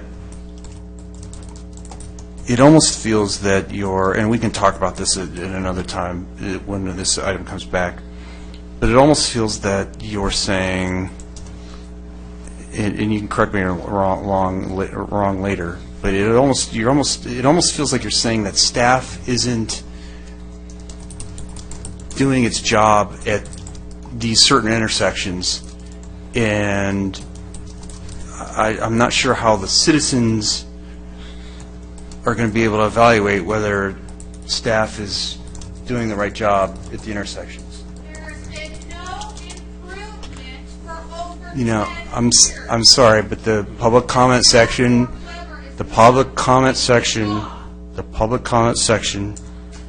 is not. I'm sorry, ma'am. I hear we are talking about. 3 out of 5 of you, can we have a consensus and move on? Ma'am? Traffic needs to be addressed. Ma'am? Do not man me. My name is Larissa Clark. I'm trying to be respectful to you. You're interrupting the meeting, and I'm trying to tell you that I have some important points to talk about. I think we probably, according to the lawyer, gone past our consensus time. At this point, it's best to delay any further discussions of I'd be this happy item to address until that it's when it comes on to the it. agenda. Thanks. That's all I have. Thank you all for staying so late and being part of the city. Thank you and good night. Since we were on the topic of animal care tonight, I had a Girl Scout here in town that was working on a silver award, actually Greg Porter's daughter, so I know Greg did your portrait. And she was working on a project for, I think it was her silver award, which was to put together a pamphlet of a bunch of adoption centers and facilities, and I think it was all South Orange County. And then another part of that project was to put on an adoption event, which she put on at Furley's maybe about 3 Sundays ago, maybe 4 Sundays ago. And so she invited me just to take some pictures with a council member. Great, we're nothing special. We're just up here making decisions, but she really wanted me to be there, so I was happy to oblige, and it was a great event. They had some dogs out there, took some pictures with this cute little brown-haired dog, and I mentioned to Lisa, I said, my wife's going to be here in about half an hour, and I'm guessing that eventually we're going to be taking this dog home, which would have made dog number 2. And lo and behold, she showed up with all 3 of the kids. I wasn't there because I took the youngest to a Little League game, so I was there for a little bit with them, and then they stayed longer. I went to the Little League game, and so I get home that night and talking with my wife, and she said, well, we fell in love with this dog, Bert, and so we've reached out, and we're going to try to adopt. And I said, oh, great. I took pictures with Bert, and she said, no way. So I show her a picture of the dog that I'm holding in all the pictures, and that's the exact dog that she picked. So, cute little dog I can hold in my hand, probably only about 3 to 5 pounds. I'm not a good judge of that, but it was a cool event. It's great to see young people in our community who are making a difference, both Boy Scouts, Girl Scouts, and those that aren't involved in Scouts at all. We've got the student liaison report today about 111,000 cans for those that are in need in our community, and I'm just very impressed with the young people in our community, and this was just another example of that, so I just wanted to share that story. And other than that, I think that we had a great discussion tonight. I know that we spent a lot of time in the weeds and the minutia of all of it, but I know that this is an issue that's important to a large number of people in the community, and so I'm glad that we were able to address a lot of things. We're not going to come up with the perfect solution, but I think tonight we just helped make it a little bit better, and that's really what I like to see. And that we're all watching the sausage be made here, so at times it can be really frustrating. I appreciate all the staff and your time, because for some of you this doesn't pertain to you in your roles in any way, but I appreciate you all being here, and just want to say that I hope you all have a good evening. Well, I was at El Toro High School when they had their can drive and turning it in, and the enthusiasm and excitement when the numbers were reached. They had a goal of 110,000 cans, which many of the staff, and including myself, wasn't sure they were going to make. Last year, they hit 105,000, and they had a goal of 100,000. And so it keeps going up. And so word on the street is that next year's number will be 115,000 cans. And so I like to say my El Toro Chargers, or our El Toro Chargers, are overachievers, and so I won't put it past them that they'll make it, because I think that they're going to get more of the community involved. So congratulations to El Toro for the difference they made in so many lives this holiday season. I was today at the ribbon cutting for a new business that we have in Lake Forest, and we're very fortunate to have gotten them. Kawasaki recently moved to Lake Forest, and not only is it their 50-year anniversary, but the fact is that they now have a new U.S. headquarters here in Foothill Ranch. And so I'm thrilled to say that Kawasaki is part of the business community and a member of the Lake Forest Chamber now. So thrilled to have them. It's going to be a great company for jobs in our city. They're a leader in the industry of not only motorcycles, but watercraft, turbine engines,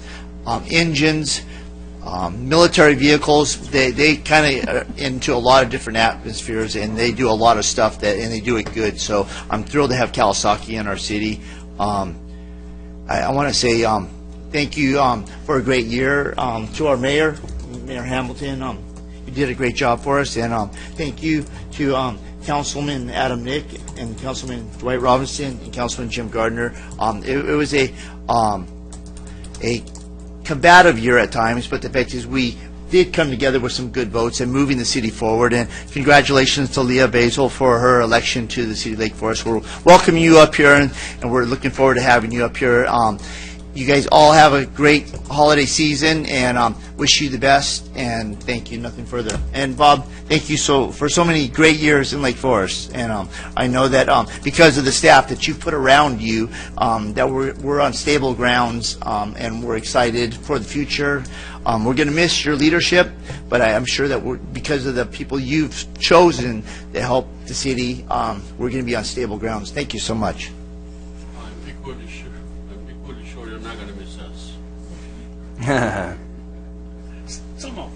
So I just want to thank staff for all their work tonight, and I feel like we're getting off on the wrong foot here, Ms. Clark. So allow me to just ask a question. We sometimes have city streets, the contractor, and we have an inspector. We have a double check.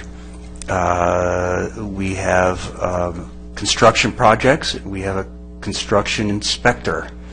And so I guess my question is, do we have someone reviewing the accident statistics in town that, double checks, whether staff's decision, whether we need lights or flashing lights or stop signs in certain areas?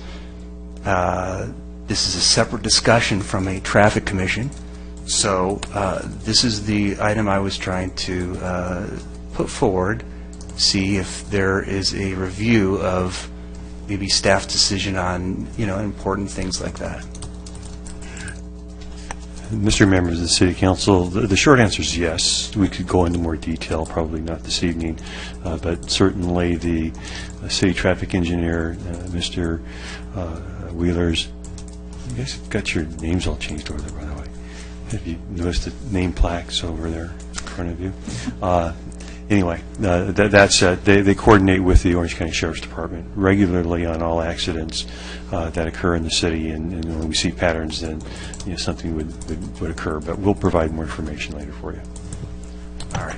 I think safety is very important, and I respect your strong passion on this item, and I think it's something that we need to take another look at. So thank you for your passion, and just know that I think you have a lot of people on your corner. So thank you for coming tonight, and I really do appreciate your bringing this to our attention. So, and hopefully I was able to finish my thought, and you can see where I was going with that. So thank you.